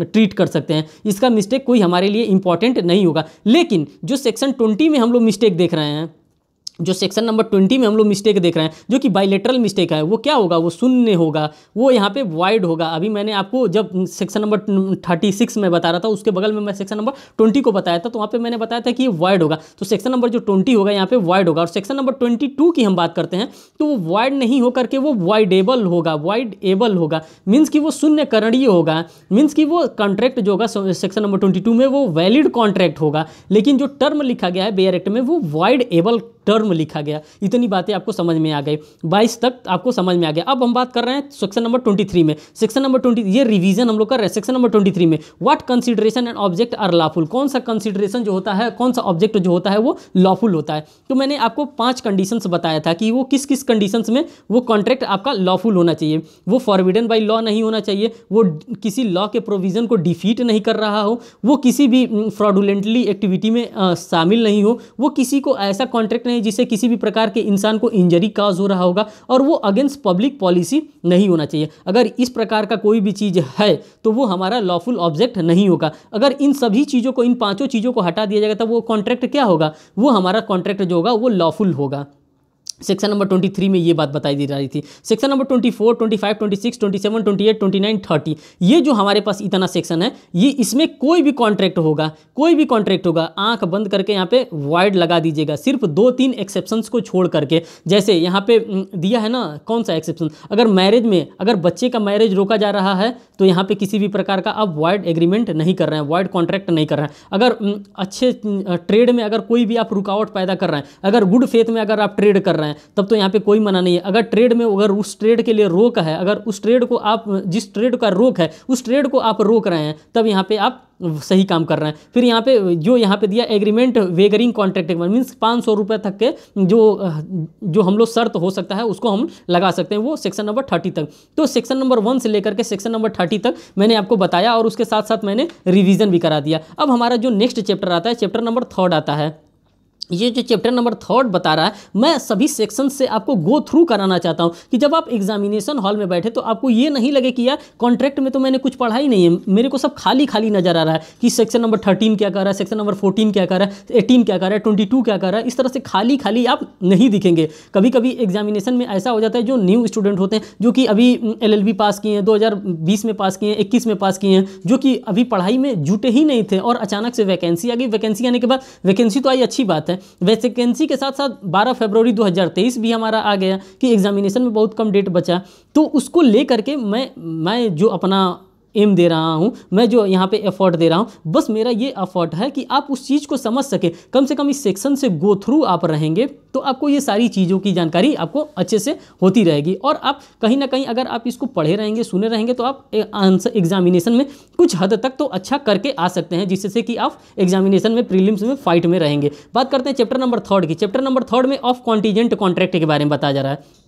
कॉन्टीजेंट कॉन्ट्रैक्ट का मतलब होता है, इसको समाश्रित संविदा के नाम से जानते हैं। समाश्रित संविदा मीन्स कि एक चीज़ दूसरे चीज़ पे क्या होता है, निर्भर होता है, उसी को हम समाश्रित संविदा के नाम से जानते हैं। जैसे कि राधा नाचेगी तो बारिश होगा, मीन्स कि हम निर्भर हो गए हैं कि अगर राधा आज नाच देती है, चाहे मोर नाचेगा तो बारिश होगा, तो हम क्या कर रहे हैं, किसी चीज़ पे आश्रित हो जा रहे हैं। समाश्रित संविदा के बारे में बता रहा है। सेक्शन नंबर 31 कॉन्टीजेंट कॉन्ट्रैक्ट के बारे में बता रहा है कि कॉन्टीजेंट कॉन्ट्रैक्ट क्या होता है, इसके डिफिनेशन के बारे में सेक्शन नंबर 31 बता रहा है। डेफिनेशन क्लॉज आपको कहाँ मिल रहा है, डेफिनेशन क्लॉज आपको मिल रहा है सेक्शन 2 में मिल रहा है। मीन्स सेक्शन नंबर 2 में आपको डेफिनेशन क्लॉजेज मीन्स की इंटरप्रिटेशन क्लॉजेज के बारे में वहाँ पे बताया गया है, और साथ साथ आपको डेफिनेशन कहाँ मिल रहा है, सेक्शन नंबर 13 में मिल रहा है, 14 में, 15, 16, 17, 18 यहाँ तक में भी आपको क्या मिल रहा है, डेफिनेशन क्लॉज मिल रहा है। देखिए फिर एक और डेफिनेशन आपको मिल गया, सेक्शन नंबर 31 में डेफिनेशन क्लॉज यहाँ पे मिल गया कॉन्टीजेंट कॉन्ट्रैक्ट। अब ये बता रहा है सेक्शन नंबर 31 में कि कॉन्टीजेंट कॉन्ट्रैक्ट क्या होता है, समाश्रित संविदा जो होता है वो क्या होता है। सेक्शन नंबर 32 आपको बता रहा है इन्फोर्समेंट ऑफ कॉन्ट्रैक्ट कॉन्टीजेंट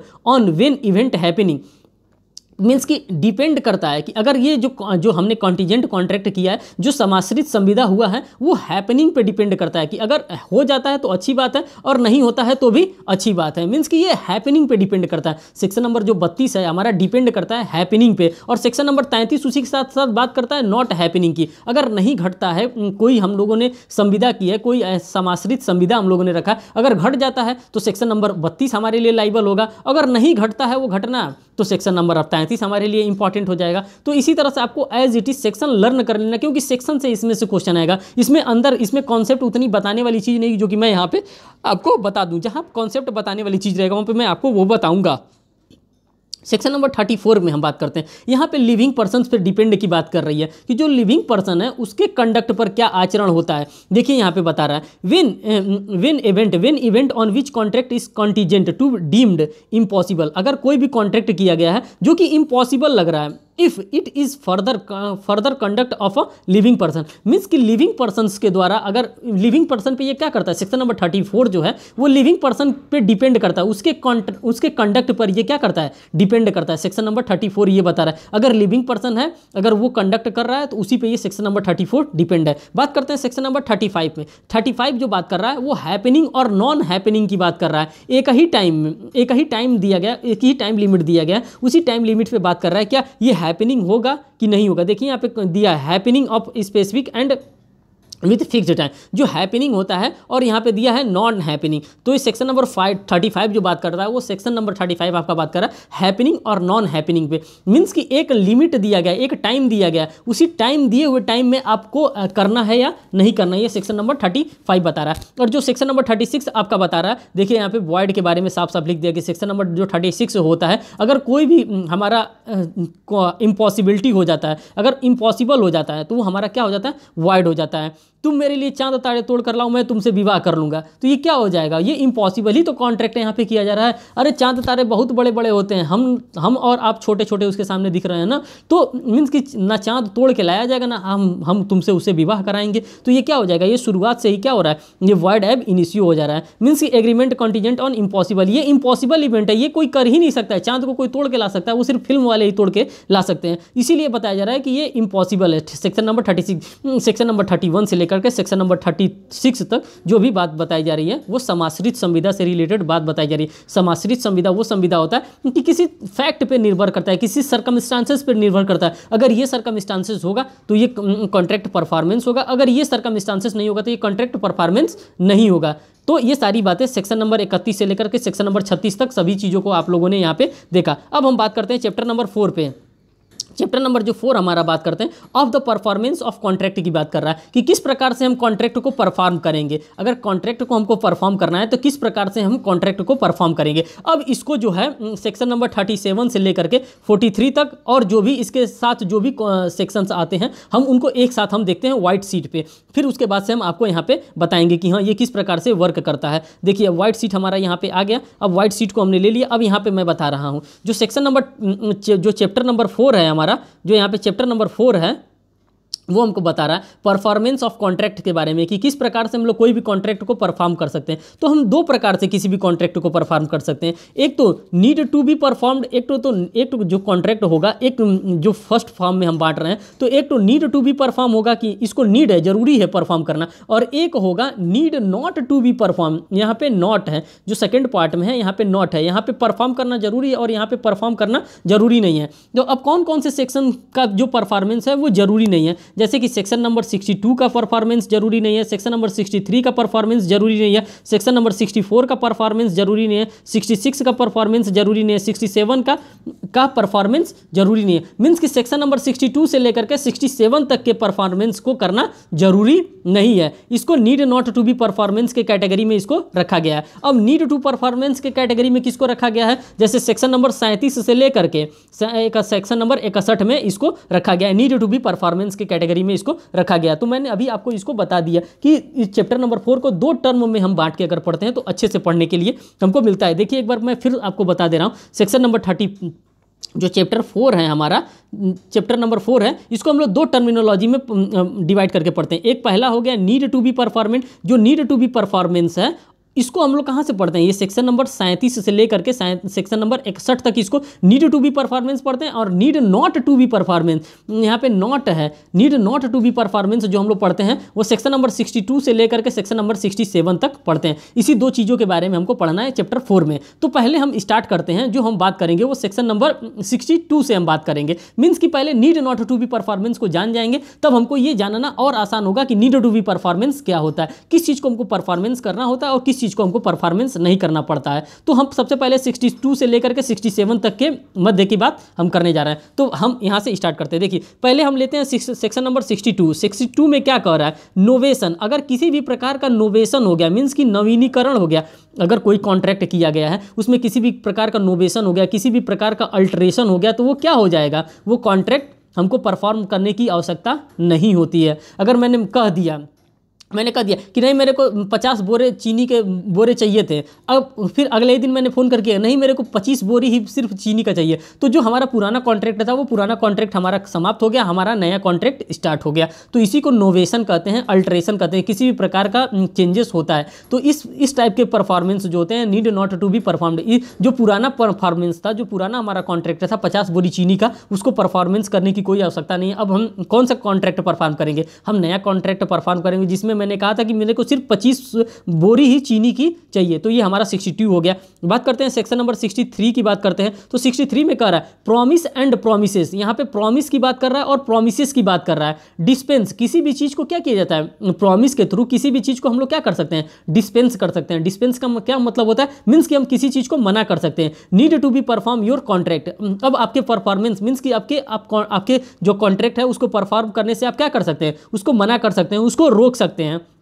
जैसे कि मान लीजिए कि आप कोरोना का टाइम था तो उस समय लोगों के द्वारा शादी किया जा रहा था, मीन्स कि लगन का माहौल चल रहा था, शादी के लिए सब इधर उधर सट्टा बुक था, सभी का, किसी का कार बुक था, किसी का बैंड बाजा बुक था, किसी का डीजे बुक था। तो उस समय जैसे ही पेंडेमिक आ गया तो पेंडेमिक में क्या हो गया, सब लॉकडाउन लग गया। तो लॉकडाउन में क्या कर दिया गया, मना कर दिया गया कि हाँ हमारे जो मैंने शादी के लिए जो मैंने कार बुक किया था, जो मैंने डीजे बुक किया था, उन सभी को क्या कर दीजिए, डिस्पेंस कर दीजिए, मीन्स मना कर दीजिए। हम किसी भी प्रकार का कोई भी कॉन्ट्रैक्ट परफॉर्म नहीं करना चाहते हैं। ये बात करता है सेक्शन नंबर 63।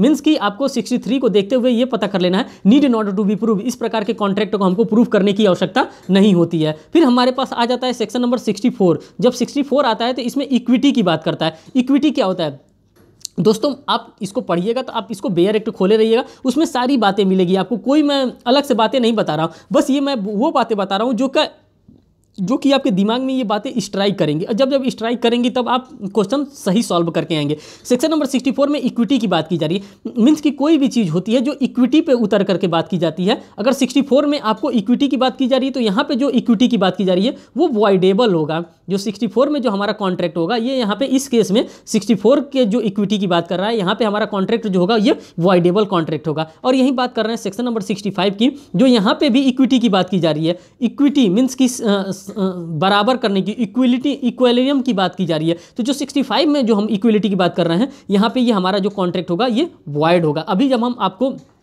फिर रिवीजन करा के बेयर एक्ट से दिखाएंगे तो वहाँ पे ये चीज़ें दिखाएंगे कि किस प्रकार से 64 में जो हो रहा था वो वॉइडेबल हो रहा था, 65 में किस प्रकार से ये वॉइड हो रहा था। अब हम बात करते हैं सेक्शन नंबर 66 की। सेक्शन नंबर 66 में यहाँ पे क्या बात कर रहा है, यहाँ पे 66 में मोड ऑफ कम्युनिकेशन की बात कर रहा है। जो सेक्शन नंबर 66 में मोड क्या होना चाहिए, अगर कोई भी कम्युनिकेशन हम कर रहे हैं तो उसका मोड क्या होना चाहिए, उसी से कम्युनिकेशन के मोड के बारे में ये सेक्शन नंबर 66 बात कर रहा है। यहाँ पे जो कॉन्ट्रैक्ट होगा 66 में वो वॉइडेबल कॉन्ट्रैक्ट होगा, वो वॉइड नहीं होगा। यहाँ पे खेल है, मींस कि कॉन्ट्रैक्ट आप कभी पढ़ेंगे तो आपको दो चीजों को लर्न करके रखना पड़ेगा, वॉइड क्या होता है, वॉइडेबल क्या होता है। इन दोनों का खेल बड़ा गंभीर है इस कॉन्ट्रैक्ट एक्ट में। तो अब यहाँ पे जो 66 में हमारा जो कॉन्ट्रैक्ट होगा वो वॉइडेबल होगा, यहाँ पे वॉइड नहीं होगा, यहाँ पे वॉइडेबल होगा 66 में, ये बात बताई जा रही। फिर बात करते हैं हम 67 की। अब हमारे पास लास्ट सेक्शन जो बच गया वो 67 का सेक्शन बच गया। 67 में हम लोग नेग्लिजेंसी की बात करते हैं, लापरवाही की बात करते हैं कि अगर किसी भी प्रकार का लापरवाही किसी के द्वारा किया गया तो उस कॉन्ट्रैक्ट को परफॉर्म करने की आवश्यकता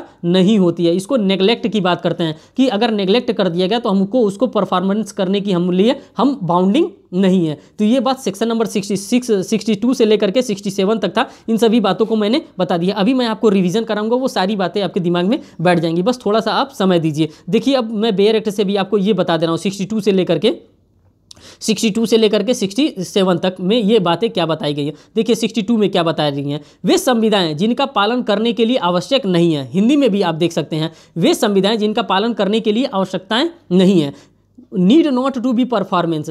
सेक्शन नंबर 62 में क्या कर रहा है, संविदा के नवीन, विखंडन या परिवर्तन का प्रभाव। अगर किसी प्रकार का संविदा है, अगर वो नवीन कर दिया गया, अगर उसमें किसी भी प्रकार का विखंडन कर दिया गया या किसी भी प्रकार का परिवर्तन कर दिया गया तो उसको परफॉर्मेंस करने की आवश्यकता नहीं है। साफ साफ आपको ये लर्न हो जाना चाहिए कि सेक्शन 2 के अकॉर्डिंग अगर कोई भी नोवेशन होता है, कोई भी अल्टरेशन होता है तो उस कॉन्ट्रैक्ट को हमको परफॉर्मेंस करने की आवश्यकता नहीं है। सेक्शन नंबर 63 में क्या बता रहा है, वचन गृहीता वचन के पालन से अभिमुक्त या उसका परिहार दे सकता है। मीन्स कि सेक्शन नंबर 63 में बता रहा है कि अगर कोई भी प्रॉमिस किया गया है किसी भी प्रॉमिसी के द्वारा तो उसको डिस्पेंस किया जा सकता है, उसका मना किया जा सकता है। ये नहीं कि अगर आपने कोई भी प्रॉमिस कर दिया तो उसको परफॉर्म ही करेंगे, इस प्रकार का कोई भी परफॉर्मेंस होता है उसको आप डिस्पेंस भी कर सकते हैं, यहाँ पे मना भी कर सकते हैं। सेक्शन नंबर 64 में बता रहा है शून्यकरणीय संविदा के विखंडन के परिणाम। शून्यकरणीय जब 64 में आ रहा है, शून्यकरणीय का मतलब होता है वॉइडेबल। मैंने बताया था आपको 64 में वॉइडेबल की बात आएगी और यही 5 में जब आप देखेंगे तो यहाँ पे भी इक्विटी की बात की गई है, लेकिन यहाँ पे इक्विटी की जो बात की गई है वो शून्य के लिए बात की गई है। 65 पे मैंने बताया था कि यहाँ पे शून्य, यहाँ पे 2-3 टर्मिनोलॉजी है, वॉइड का और वॉइडेबल का। ये अगर आपने कॉन्सेप्ट पकड़ लिया तो सोच लीजिए आपका एग्जामिनेशन में एक क्वेश्चन गलती नहीं होगा सेक्शन नंबर 1 से लेकर के सेक्शन नंबर 75 से अगर क्वेश्चन पूछता है, क्योंकि यहाँ पे खेल जो होता है वो वॉइड में और वॉइडेबल में ही एग्जामिनर खेलता है, क्योंकि उसको समझ में आता है कि बच्चा कहाँ पे वॉइड करेगा, कहाँ पे ये वॉइडेबल करेगा, कहाँ पे ये बोथ करेगा। बोथ का तो कोई सवाल ही नहीं आता है, बोथ का इसलिए सवाल नहीं होता, या तो वॉइड होगा या तो वॉइडेबल होगा, बोथ तो किसी ऑप्शन में होना ही नहीं चाहिए। ये चीज़ आपको ध्यान में रखनी। 65 में 66 में अब क्या कह रहा है, अब देखिए 66 में यह कर रहा है mode of communicating, mode of communication of revoking और रिवोकिंग, रिसेशन और वॉइडेबल कॉन्ट्रैक्ट। यहाँ पे आप रिसेशन कर सकते हैं, उसको मना कर सकते हैं, जो जिस मोड में आपने कम्युनिकेशन किया था उसमें आप मना कर सकते हैं, और जब करेंगे मना तो ये क्या होगा, यहाँ पे वॉइडेबल होगा। आपको ये टर्मिनोलॉजी भूलना ही नहीं है, वॉइड और वॉइडेबल वाला। यहाँ पे 67 में बात कर रहा है इफेक्ट ऑफ निगलेक्ट, अगर किसी भी प्रकार का आप निग्लिजेंसी कर दिए हैं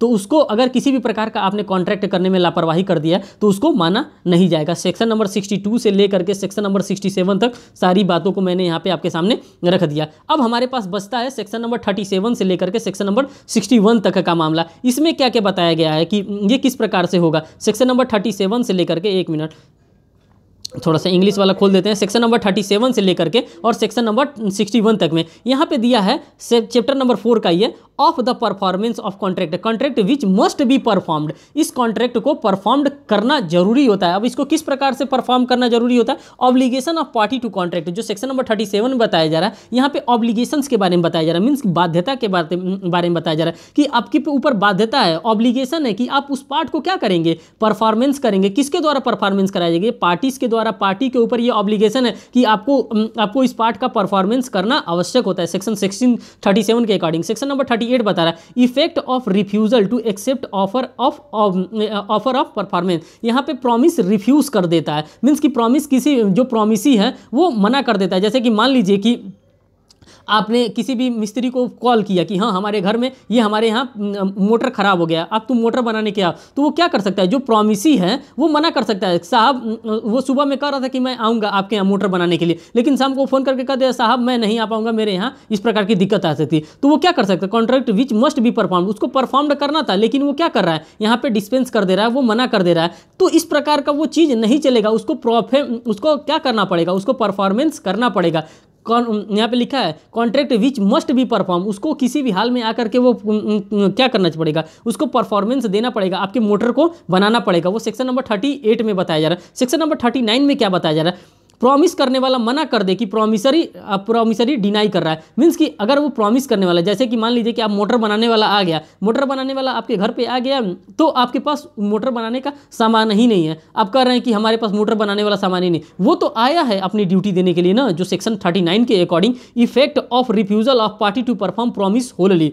आप अब मना कर रहे हैं ना, उसके पास वो तो आपके घर आ गया काम करने के लिए, अब वो आपके घर काम करने के लिए आ गया और काम करना वो चाहता है, आप उसको सामान ही नहीं देंगे तो वो काम क्या करेगा। आप घर पेंट कराने के लिए पेंटर को बुला रहे हैं और पेंटर को पेंट ही नहीं दे रहे तो वो पानी से नहीं ना पेंट कर देगा आपके घर को। वही चीज़ सेक्शन 39 में बताया जा रहा है कि अगर उसको आपने बुलाया है, आप उसको ज़रूरत की सामान नहीं दे रहे हैं, कौन नहीं दे रहा है, पार्टी, आप पार्टी है ना, आप अगर उसको ज़रूरत की सामान नहीं दे रहे तो किस तरह से आपके घर को पेंट करेगा, किस तरह से आपके मशीन को बनाएगा। वो तो अपना पार्ट परफॉर्मेंस करने के लिए क्या है, रेडी है, बट आप अपने पार्ट को परफॉर्मेंस करने के लिए यहाँ पे रेडी नहीं है अकॉर्डिंग टू सेक्शन 39। बात करते हैं सेक्शन नंबर 40 की। सेक्शन नंबर 40 में बात कर रहा है पार्टी जो होती है, जो पार्टीज होती है कॉन्ट्रैक्ट को परफॉर्म कर सकती हैं। जो पार्टीज होती हैं, person by whom promises is to be perform, जो पार्टी हो सकती हैं वो क्या कर सकती है, कॉन्ट्रैक्ट को यहाँ पे परफॉर्मेंस कर सकती है। सेक्शन नंबर 40 में बताया जा रहा है। सेक्शन नंबर 41 में बताया जा रहा है effect of accepting performance from third party. आप थर्ड पार्टी से भी परफॉर्मेंस ले सकते हो। थर्ड पार्टी में परफॉर्मेंस आप किस तरह से ले सकते हैं, जैसे कि आपने शादी के लिए डेकोरेशन कराना था, डेकोरेशन कराने के लिए आपने बैलून वाले को बुलाया, बैलून वाले से आपने डेकोरेशन के लिए कह दिया था, ऑर्डर दे दिया था, सट्टा मीन्स लिखवा दिया था। अगर वो अपने क्लाइंट को किसी तीसरे आदमी को बेच करके वो आपका घर सजवा दिया तो क्या आप मना कर सकते हैं कि नहीं नहीं ये ऐसा नहीं होगा, मैंने तुमसे सट्टा लिखवाया था, तुम्ही को आकर वो पार्ट परफॉर्मेंस करना चाहिए। इस प्रकार का कोई ऑब्लिगेशन नहीं है, उसने पार्ट अपना परफॉर्मेंस किया है ना अकॉर्डिंग टू सेक्शन 41, वो किसी भी अपने कर्मचारियों को भेज करके चाहे अपने एजेंट को भेज करके वो क्या किया, बैलून से आपका डेकोरेशन कराना था, उसने डेकोरेशन करवा दिया।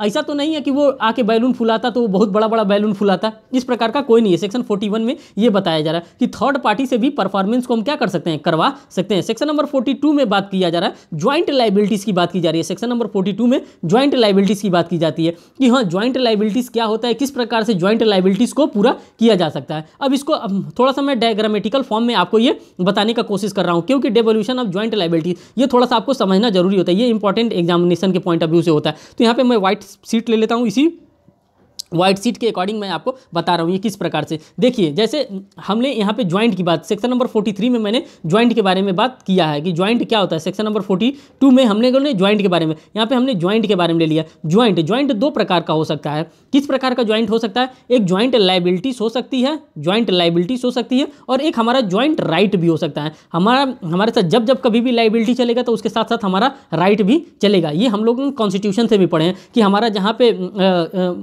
पे मूल अधिकार मिला है वहीं पे हमको फंडामेंटल ड्यूटी भी मिला है। उसी प्रकार जहाँ पे ज्वाइंट की बात आती है तो ज्वाइंट लायबिलिटी भी होता है और ज्वाइंट राइट भी होता है। जब हम ज्वाइंट लायबिलिटीज की बात करते हैं तो ये पढ़ते हैं सेक्शन नंबर 42 में। यही सेक्शन 42 में यहाँ पे क्या होता है, प्रोमिसर के पास लायबिलिटी होती है। अब किस प्रकार की प्रोमिसर के पास लायबिलिटी होती है, 2 और मोर पर्सन्स की लायबिलिटी होती है। सेक्शन नंबर 42 में जो हमारे पास लायबिलिटी होती है, यहाँ पे ज्वाइंट लायबिलिटी होती है, संयुक्त दायित्व होता है।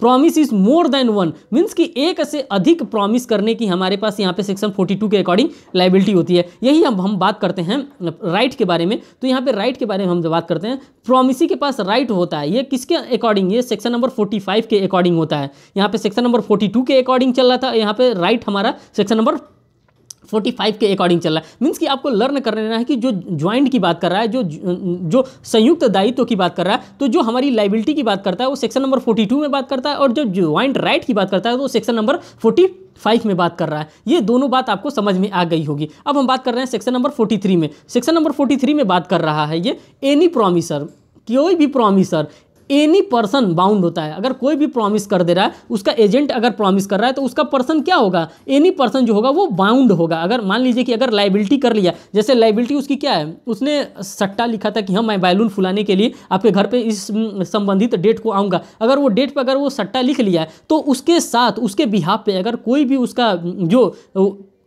एजेंट होगा वो क्या करने का, वो सेक्शन नंबर 43 के अकॉर्डिंग क्या होगा, वो पर्सन बाउंड होगा उस परफॉर्मेंस को करने के लिए सेक्शन 43 के अकॉर्डिंग। अब बात करते हैं सेक्शन नंबर 44 की। सेक्शन नंबर 44 में क्या कहा जा रहा है, सेक्शन 44 में कहा रहा है एनी प्रॉमिसर रिलीज, मीन्स कि परमानेंटली फ्री नहीं होगा। जैसे कि मान लीजिए कि अगर उससे जो प्रॉमिसर जो सट्टा लिखा था, जो पार्टीज को परफॉर्मेंस करा रहा था थर्ड पार्टी से सेक्शन नंबर 41 के अकॉर्डिंग, अगर उसका जो रिलीज तब तक उसको नहीं किया जाएगा जब तक हमारा पूरा परफॉर्मेंस हमारा कंप्लीट नहीं हो जाएगा, तब तक सेक्शन 44 के अकॉर्डिंग उसको हम लोग रिलीज नहीं करेंगे। यही बात यहाँ पे बेयर एक्ट में भी आप देख सकते हैं। सेक्शन नंबर 41 से लेकर के सेक्शन नंबर 41 से लेकर के आप वही चीज़ें सारी चीज़ें देख सकते हैं जो मैंने आपको बताया है। यहाँ पे देखिए यहाँ पे क्या लिखा है, यहाँ पे सेक्शन नंबर 41 में लिखा है अन्य व्यक्ति से पालन प्रतिगृहित करने का प्रभाव। अन्य व्यक्ति के द्वारा भी आप पालन करवा सकते हैं, मीन्स कि थर्ड पार्टी से भी आप सेक्शन 41 में आप पालन करवा सकते हैं। सेक्शन 42 में संयुक्त दायित्व का न्यायगमन के बारे में बात कर रहा है कि मीन्स कि जो ज्वाइंट लायबिलिटी होता है उसके ज्वाइंट लायबिलिटीज के बारे में, ज्वाइंट राइट्स के बारे में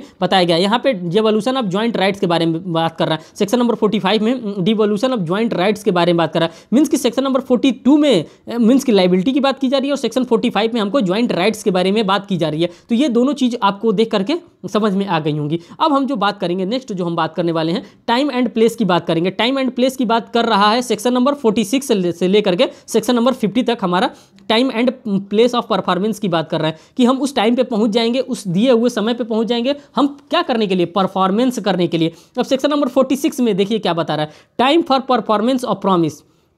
वो टाइम होना चाहिए जिस टाइम में हम क्या करेंगे, प्रॉमिस को परफॉर्मेंस करेंगे। वहाँ पे क्या होना चाहिए, जो 46 में हमको बता रहा है not specific time, not applied any time, means कि जब हम कब पहुंचेंगे टाइम को, किसी भी परफॉर्मेंस को पूरा करने के लिए, तो हम आर टाइम में, मीन्स कि रीजनेबल टाइम में हम उस परफॉर्मेंस को पूरा करने के लिए पहुंच सकते हैं। यहाँ पे लिखा है time for performance of promise when note application is to be made and no time is specified. अगर कोई टाइम नहीं लिखा है कि कब हमको जा करके परफॉर्मेंस करना है, तो मैं कब जाऊंगा, रीजनेबल टाइम में जाऊंगा। रीजनेबल टाइम क्या होता है, सुबह 10 से लेकर के 5 के बीच में मैं जाऊंगा इस परफॉर्मेंस को पूरा करने, according to section number 46। Section number 47 में क्या लिखा है, time and place for performance of promise where time is specified and no application to be made. यहाँ पे क्या बताया रहा है, सेक्शन नंबर 47 में बताया जा रहा है, स्पेसिफिक दिया है, नॉट अप्लाइज, टाइम स्पेसिफाइड है, मीन्स कि यहाँ पे टाइम जो होता है वो स्पेसिफाई कर दिया है, लेकिन जो टाइम हमको दिया गया है ये यूजुअल बिजनेस आवर्स हमारा होता है, उसी यूजुअल बिजनेस आवर्स में हम क्या करेंगे, उसको परफॉर्म करेंगे।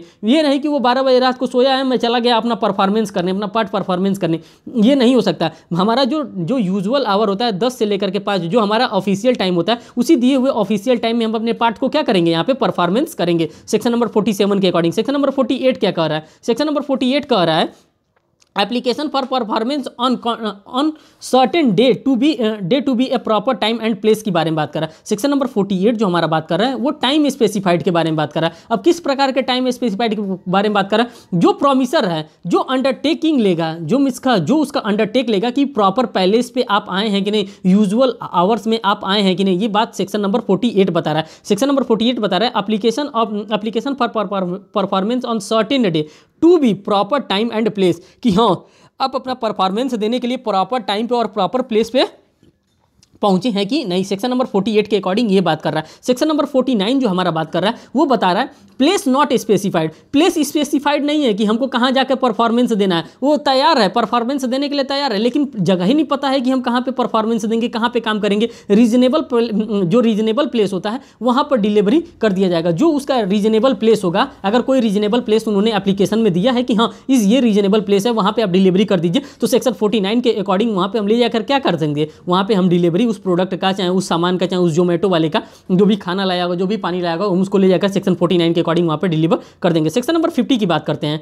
सेक्शन नंबर 50 की बात कर रहा है परफॉर्मेंस इन मैनर और एट अ टाइम प्रिस्क्राइब्ड और सैंक्शनड बाय प्रॉमिस, मीन्स कि जो वो टाइम दिया गया है, जो मैनर दिया गया है, जो प्लेस दिया गया है, उसी माइनर में, उसी टाइम में, उसी प्लेस में वो आपको क्या करना होगा, आपको परफॉर्मेंस करना पड़ेगा। सेक्शन नंबर 50 ये बात कर रहा है। अब बात करते हैं, हमारा जो नेक्स्ट टॉपिक आ जाता है परफॉर्मेंस ऑफ रेसिप्रोकल प्रॉमिस। अब अपने रेसिप्रोकल प्रॉमिस का हम किस प्रकार से परफॉर्मेंस कर सकते हैं, ये सेक्शन नंबर 51 से लेकर के हमारा 58 तक हमारा ये चलेगा। सेक्शन नंबर 51 कह रहा है, सेक्शन नंबर 51 कह रहा है प्रोमिसेस, जो प्रोमिसी है वो नॉट रेडी है, वो जो प्रोमिसी है यहाँ पे रेडी नहीं है क्या करने के लिए, प्रोमिसर फ्री, जो कि प्रोमिसर है फ्री है, यहाँ पे प्रोमिसर जो है वो बाउंड नहीं है। यहाँ पे आप लैंग्वेज पढ़िए, प्रोमिसर इज नॉट बाउंड, जो प्रोमिसर है वो बाउंड नहीं है टू परफॉर्म, जो प्रोमिसर है वो बाउंड नहीं परफॉर्मेंस करने के लिए, unless reciprocal promise is ready to willing to perform. जो रेसिप्रोकल प्रॉमिसी है वो यहाँ पे बाउंड नहीं है, वो एक प्रॉमिस जो वचन गृहीता है वो यहाँ पे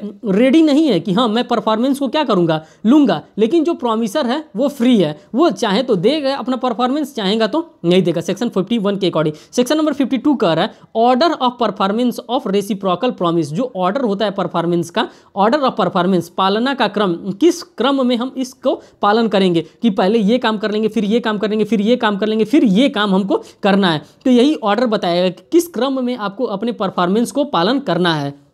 सेक्शन नंबर 53 बताता है liability of parties prevailing event on which the contract is to be taken effect. Section number 53 में ये बात बताया जा रहा है अगर एक पार्टी दूसरी पार्टी को प्रिवेंट करे, मीन्स कि रोके, तो ये यहाँ पर ये जो कॉन्ट्रैक्ट हो जाएगा वो कॉन्ट्रैक्ट हमारा हो जाएगा वॉइडेबल कॉन्ट्रैक्ट हो जाएगा। सेक्शन नंबर 53 में वॉइडेबल की बात की जा रही है, मीन्स कि यहाँ पे जो कॉन्ट्रैक्ट होगा वो वॉइड नहीं वॉइडेबल हो जाएगा। इस शब्द को आप जरूर ध्यान में रखिएगा। सेक्शन 53 के अकॉर्डिंग अगर एक पार्टी दूसरी पार्टी को कोई काम करने के लिए रोक रही है, प्रिवेंट कर रही है, तो यहाँ पे जो कॉन्ट्रैक्ट होगा सेक्शन 53 के अकॉर्डिंग वो वॉइड हो जाएगा, वॉइडेबल हो जाएगा। सेक्शन नंबर 54 के अकॉर्डिंग क्या कह रहा है म्यूचुअल है और डिपेंडेंट है एक साथ फॉलो किया जाना चाहिए। मीन्स कि अगर कोई कॉन्ट्रैक्ट ऐसा है जो कि म्यूचुअल है, डिपेंडेंट है, अगर ये काम करेंगे तो दूसरा काम हो जाएगा, अगर इस प्रकार का कोई कॉन्ट्रैक्ट है तो सेक्शन नंबर 54 में फॉल करेगा और उसी प्रकार से वो कॉन्ट्रैक्ट किया जाना है सेक्शन 54 के अकॉर्डिंग। सेक्शन 55 में बताया जा रहा है टाइम फैक्टर के बारे में बताया जा रहा है। कि टाइम फैक्टर में कोई भी चीज़ हम क्या कर सकते हैं, परफॉर्मेंस करना था बट फेल हो जाते हैं। इस प्रकार का अगर हमारे पास कोई चीज़ आ रहा है, जैसे सेक्शन 55 में effect of failure to perform at fix time, अगर हमको कोई फिक्स टाइम बताया गया, उस फिक्स टाइम में हम कोई भी परफॉर्मेंस करने से फेल हो जाते हैं, तब हमारे पास क्या हो जाएगा, time is essential, in which time is essential, तब वो टाइम एसेंशियल। अगर यहाँ पे दो बातें दिया, effect of such failure when time is not essential, अगर टाइम नहीं एसेंशियल है तो वहाँ पे क्या होगा, अगर टाइम एसेंशियल नहीं है तो वहाँ पे वॉइडेबल हो जाएगा।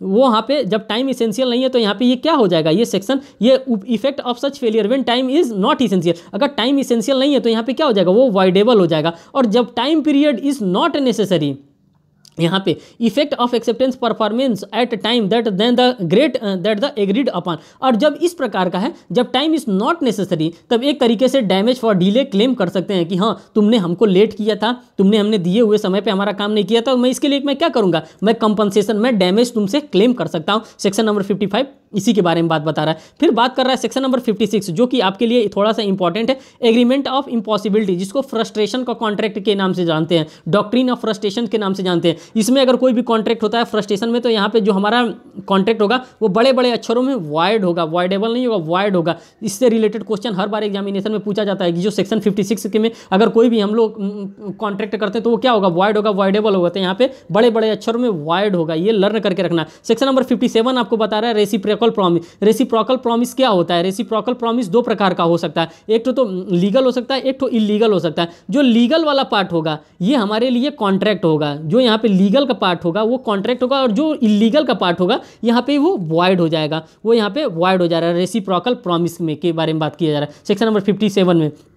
फिर सेक्शन नंबर 58 आता है alternative promise on breach being illegal. Alternative promise के बारे में बात कर रहा है। अल्टरनेटिव प्रॉमिस क्या होता है, only legal breach is enforceable होगा कोर्ट ऑफ लॉ में, जो लीगल ब्रीच आपका हुआ है वही कोर्ट ऑफ लॉ में इन्फोर्सिएबल होगा। ऐसा नहीं कि जो आपका लीगल नहीं है वो भी आपका ब्रीच हो गया है तो वो परफॉर्मेंस को माना नहीं जाएगा सेक्शन 58 के अकॉर्डिंग। ये बातें यहाँ तक तो इतनी थी। अब हमारे पास जो नेक्स्ट आ रहा है वो एप्रोप्रिएशन ऑफ पेमेंट के बारे में आ रहा है कि क्या किस प्रकार से एप्रोप्रिएशन कर सकते हैं। अगर हम कोई पेमेंट किए हैं तो उस पेमेंट का किस तरह से हम एप्रोप्रिएशन करें, किस तरह से उस जो पेमेंट है उस पेमेंट को किस प्रकार से हम बांटे कि सभी लोगों तक वो पेमेंट पहुंच जाए। ये बातें हमारा सेक्शन नंबर 59, 60, 61 ये तीन सेक्शन हमको बता रहा है। जैसे कि एप्रोप्रिएट मीन्स कि प्रभाजन के सिद्धांत के बारे में ये बात बता रहा है। अब प्रभाजन का सिद्धांत जो गणित का लड़का होगा वो जानता होगा कि प्रभाजन का सिद्धांत क्या होता है, हमने भी बस पढ़ा है, मेरा भी गणित से कोई वास्ता रहा नहीं है। सेक्शन नंबर 59, 60 और 61 ये तीन सेक्शन इसके बारे में बता रहा है। अब देखिए यहाँ पे सेक्शन नंबर 59 में क्या कर रहा है, अगर स्पेशल डायरेक्शन दिया गया एप्लीकेशन फॉर पेमेंट व्हेन डेब्ट इज डिस्चार्ज इज इंडिकेटेड, अगर इंडिकेट किया गया हो मीन्स कि क्लेटन का रूल आप लगाएंगे। क्लेटन रूल जो मैथ का एक सवाल होता है, क्लेटन रूल की मीन्स की डायरेक्शन दिया जाता है, मीन्स की स्पेशल डायरेक्शन क्लेटन रूल में दिया जाता है। जैसा कहा गया है वैसा आपको करना है। तो वही बताया जा रहा है कि जिस प्रकार से आपको डेब्ट डिस्चार्ज करने के लिए बताया गया, एप्लीकेशन ऑफ पेमेंट व्हेन डेब्ट टू बी डिस्चार्ज, जिस प्रकार से आपको एप्लीकेशन दिया गया था डेब्ट को डिस्चार्ज करने के लिए, उसी अकॉर्डिंग आप डेब्ट को अपने डिस्चार्ज करेंगे सेक्शन 59 के अकॉर्डिंग। फिर सेक्शन नंबर 60 आता है एप्लीकेशन ऑफ पेमेंट वेयर डेब्ट to be discharge is not indicated. अगर आपको कोई भी डायरेक्शन नहीं दिया गया, कोई स्पेशल डायरेक्शन नहीं दिया गया कि आप किस तरह से डेब्ट को आप डिस्चार्ज करेंगे, तो इसमें क्रेडिटर के डिस्क्रिप्शन पर इस्तेमाल किया जा सकता है। जिस प्रकार से क्रेडिटर चाहे उस प्रकार से आपके डेब्ट को वो क्या कर सकता है, डिस्चार्ज कर सकता है। उस प्रकार से आपके डेब्ट को वो क्या कर सकता है, पूरा कर सकता है, फुलफिल कर सकता है, आपके डेब्ट को चुका सकता है। सेक्शन नंबर 60 ये बात बता रहा है। सेक्शन नंबर 61 की बात करता है application of payment where neither party appropriate, जहां पे दोनों पार्टी एप्रोप्रिएट नहीं हो तो यहां पे क्या कर सकता है, पेमेंट का एप्रोप्रिएशन किस आधार पे होगा, या तो दो आधारों पर हो सकता है, एक तो नॉट इक्वल स्टैंडिंग पर हो सकता है और एक इक्वल स्टैंडिंग पर हो सकता है। इक्वल स्टैंडिंग और नॉट इक्वल स्टैंडिंग के बारे में अगर हम बात करें तो इस प्रकार से हो सकता है। जैसे डेप्ट, किसी ने सेक्शन 61 में डेप्ट के बारे में बताया, तो डेप्ट अब किस प्रकार से हो सकता है, जैसे डेप्ट इस प्रकार से, दो प्रकार से दिया जा सकता है। नॉट इक्वल स्टैंडिंग, जो नॉट इक्वल स्टैंडिंग है, नॉट इक्वल स्टैंडिंग के बारे में एक बात कर रहा है, और एक इक्वल स्टैंडिंग के बारे में बात कर रहा है। इक्वल स्टैंडिंग क्या होता है और नॉट इक्वल स्टैंडिंग क्या होता है, अभी देखिए आप समझ में। इक्वल स्टैंडिंग जैसे कि 2011 में हमने 5 लाख रुपए का किसी को लोन दिया, फिर 2012 में भी हमने किसी को 3 लाख रुपए का लोन दिया, फिर 2013 में भी हमने किसी को 2 लाख रुपए का लोन दे दिया, तो हमने 3 नॉट इक्वल स्टैंडिंग में हम लोगों ने क्या किया, लोन प्रोवाइड किया। अब इक्वल स्टैंडिंग क्या होता है, 2011 में भी हमने किसी को 2 लाख का लोन दिया, 2012 में भी हमने किसी को 2 लाख का लोन दिया, 2020 में भी हमने किसी को 2 लाख का लोन दिया। तो ये इक्वल स्टैंडिंग हो जाता है और ये नॉट इक्वल स्टैंडिंग हो जाता है। तो इसमें अगर कोई लोन अपना चुकता करता है नॉट इक्वल स्टैंडिंग में, तो वो यहाँ पे अगर लोन कोई चुकता करता है, यहाँ पे 10 लाख रुपए का लोन हो गया और यहाँ पे 6 लाख रुपए का लोन हो रहा है।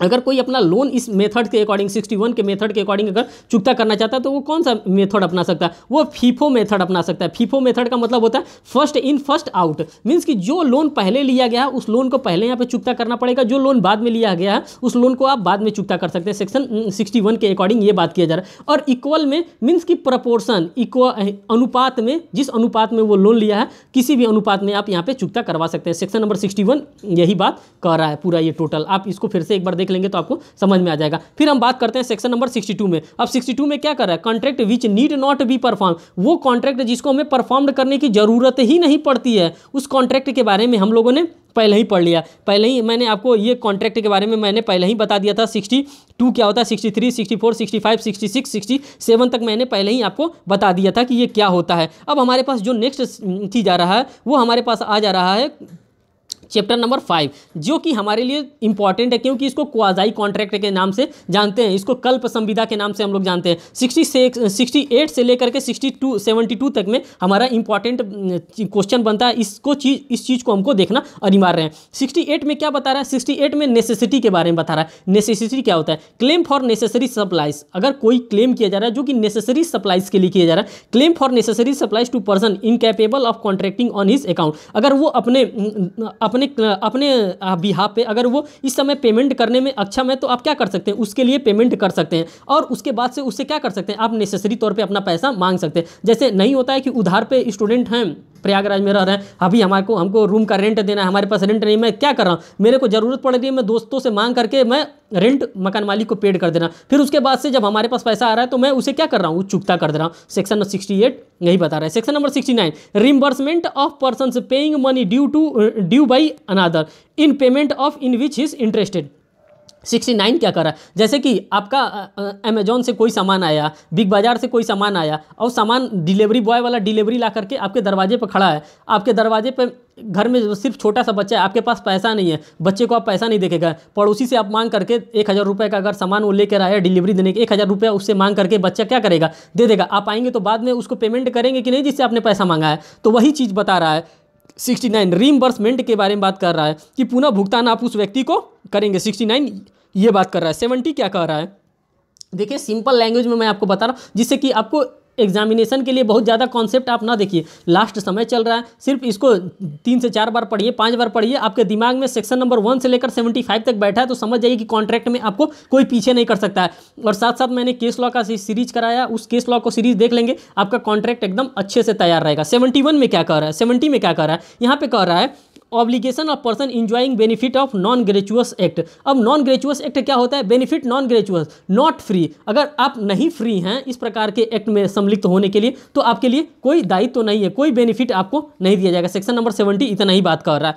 सेक्शन नंबर 71 कह रहा है responsibility of finder of goods. अगर किसी का भी आप फाइंडर गुड्स पा गए हैं, रोड पे गिरा है, तो ओरिजिनल मालिक को लौटाने के लिए ये उसकी लाइबिलिटी हो जाती है। जैसे कि आप किसी का सोने का अंगूठी पा गए हैं, चाहे कुछ भी किसी का पर्स पा गए हैं, तो अगर आप पा गए हैं तो आपकी ये जिम्मेदारी होती है कि आप पाएँ तो हैं, अच्छी बात है, लेकिन आप उसको उसके पास तक लौटा दें। यही आपका 71 कर रहा है, फाइंडर ऑफ गुड्स के बारे में बात कर रहा है। सेक्शन नंबर 72 बात कर रहा है, यहाँ पे सेक्शन नंबर 72 बात कर रहा है liability of person to whom money is paid or things delivered by mistake or under coercion. जैसे मान लीजिए कि बैंक से कोई किसी को पैसा भेजता है, किसी तीसरे के खाता में चला जाता है, तो वहाँ पे क्या किया जाता है, यहाँ पे पेमेंट उससे कराने के लिए उसको बार्ड किया जा सकता है, उसको लाइबल किया जा सकता है कि नहीं भाई आपके पास जो ये पेमेंट गया है वो गलती से गया है, ये क्वाजाई कॉन्ट्रैक्ट है, ये क्वाजाई कॉन्ट्रैक्ट का नेचर है, आपको क्या करना पड़ेगा, पेमेंट लौटाना पड़ेगा। ये सेक्शन नंबर 68 से लेकर के सेक्शन नंबर 72 तक में ये सारी बातें बताई गई क्वाजाई कॉन्ट्रैक्ट के बारे में। आपसे जो इंपॉर्टेंट चीज पूछता है वो सेक्शन नंबर 73 का पूछता है। सेक्शन नंबर 73 चैप्टर नंबर 6 पे हम लोग आ गए। Of the consequences of breach of contract. अगर किसी भी प्रकार का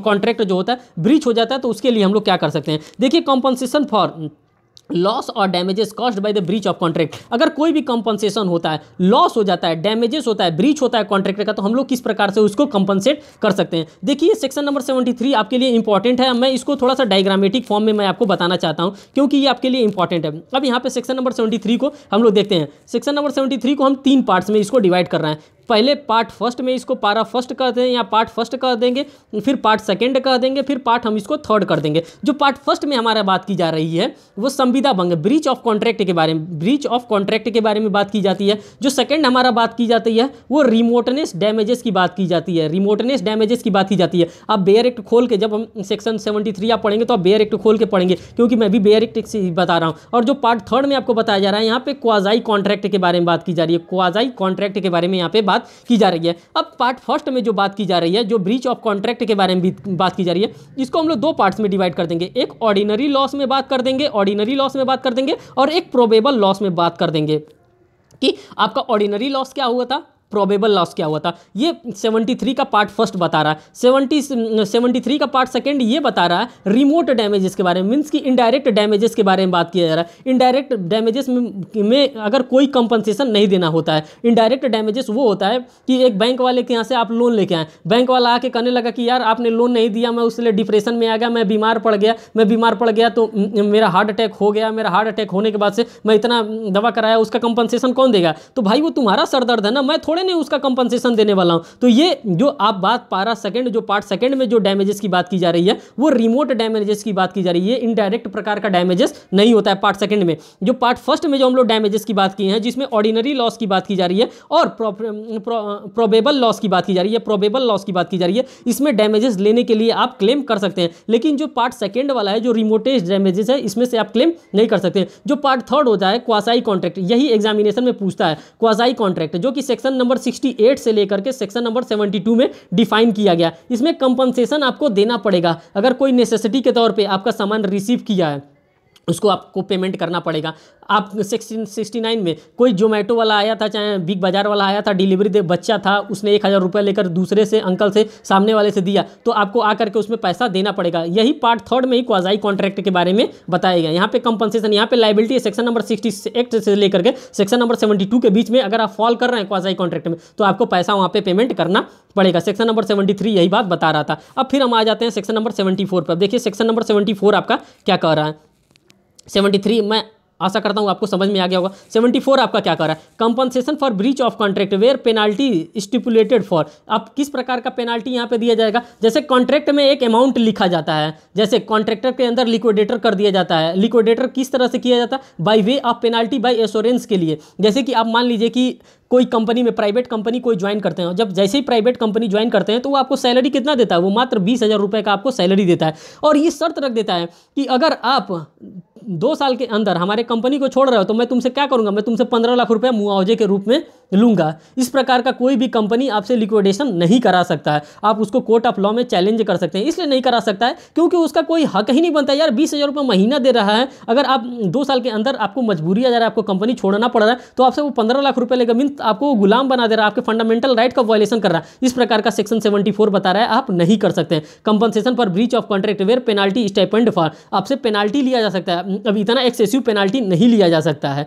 ये बात सेक्शन नंबर 74 में बता दी गई है। सेक्शन नंबर 75 में बताई गई है partly rightful rescinding contract entitled to compensation के बारे में बता, मीन्स की जो राइटफुल रिसाइंड, जो विखंडन के बारे में बताया जा रहा है। यहाँ पे जो कॉन्ट्रैक्ट होता है वो वॉइडेबल कॉन्ट्रैक्ट होता है। यहाँ पे डैमेजेस प्राप्त करने के लिए अधिकार रखा जाता है सेक्शन नंबर 75 में, कि किस प्रकार का आप अपना डैमेजेस प्राप्त कर सकते हैं, किस प्रकार से आप यहाँ पे कॉन्ट्रैक्ट को वॉइडेबल घोषित करा सकते हैं। तो इन सभी चीज़ों के बारे में आप सेक्शन नंबर 1 से लेकर के सेक्शन नंबर 75 तक के बारे में आप लोगों ने देखा। दोस्तों ये रहा हमारा पूरा कॉन्ट्रैक्ट लॉ का सीरीज, कि किस प्रकार से आप कॉन्ट्रैक्ट चाहेंगे तो पढ़ सकते हैं। पहले आपको पढ़ना होगा कॉन्ट्रैक्ट, तो सेक्शन नंबर 10 खोलिएगा, सेक्शन नंबर 10 पढ़िएगा, 11, 12, 13, 14, 15, 16, 17, इस प्रकार से अगर आप कॉन्ट्रैक्ट को पढ़ते हैं, पहले सेक्शन नंबर 30 तक पढ़ लीजिए, फिर सेक्शन नंबर 30 के पढ़ने के बाद सेक्शन नंबर 1 पे आइए, फिर 1 से 9 तक आप निपटा लीजिए, फिर सेक्शन नंबर 31 पे आप आ जाइए, समाश्रित संविदा मीन्स की कॉन्टीजेंट कॉन्ट्रैक्ट, फिर 31 से 36 तक उसको वहाँ पे पढ़िए, फिर उसके बाद से आ जाइए सेक्शन नंबर 41 पे, अपना तो इस प्रकार से अगर आप पढ़ते हैं तो आपका जो लॉ पढ़ने का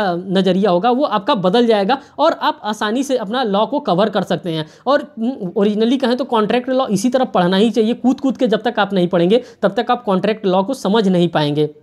मैं उम्मीद करता हूं कि ये सेशन आपको अच्छे से समझ में आया होगा और मैंने जो भी तथ्य रखा है वो अपने पूरे होशो हवास में रखा। इसमें कोई गलती होने की गुंजाइश नहीं है। अगर कोई गलती होती है तो आप लोग हमको बताइएगा, मैं उसको करेक्ट करने का कोशिश करूंगा, क्योंकि मैं भी इंसान हूं, मैं भी स्टूडेंट हूं, मैं कोई भगवान नहीं हूं कि गलती होने के चांसेस नहीं है। लेकिन मैं इतना कर सकता हूं कि मैंने जो भी चीज़ बताई इसमें किसी भी प्रकार की गलती होने की चांसेस नहीं मात्र है। अगर गलती मिलती है तो भी कोई बात नहीं, मैं उसको चेंज कर सकता हूं, मैं उसको एक्सेप्ट कर लूँगा। मैं कन्फेशन कर रहा हूं कि हाँ अगर कोई गलती हो तो मैं उसको चेंज कर सकता हूं। दोस्तों इस वीडियो को आप ज़्यादा से ज़्यादा लोगों तक शेयर करिए, जिससे ज़्यादा से ज़्यादा लोगों को इसका लाभ मिल सके। जो यूपी पीसीएसजे का प्रिपरेशन करना चाहता है, छत्तीसगढ़ जुडिशरी का प्रिपरेशन कर रहा है, एमपी का प्रिपरेशन कर रहा है, उन सभी को इस चीज़ का लाभ मिल सकता है। क्योंकि कॉन्ट्रैक्ट लॉ सबका सेम होता है। ऐसा नहीं कि यूपी का कॉन्ट्रैक्ट लॉ अलग होता है और एमपी का कॉन्ट्रैक्ट लॉ अलग होता है। सबका कॉन्ट्रैक्ट लॉ जो होता है वो अलग ही अलग नहीं होता है, वो सबका कॉन्ट्रैक्ट लॉ एक ही होता है। तो दोस्तों इसी के साथ मैं अपने वीडियो को समाप्त कर रहा हूँ। Thank you.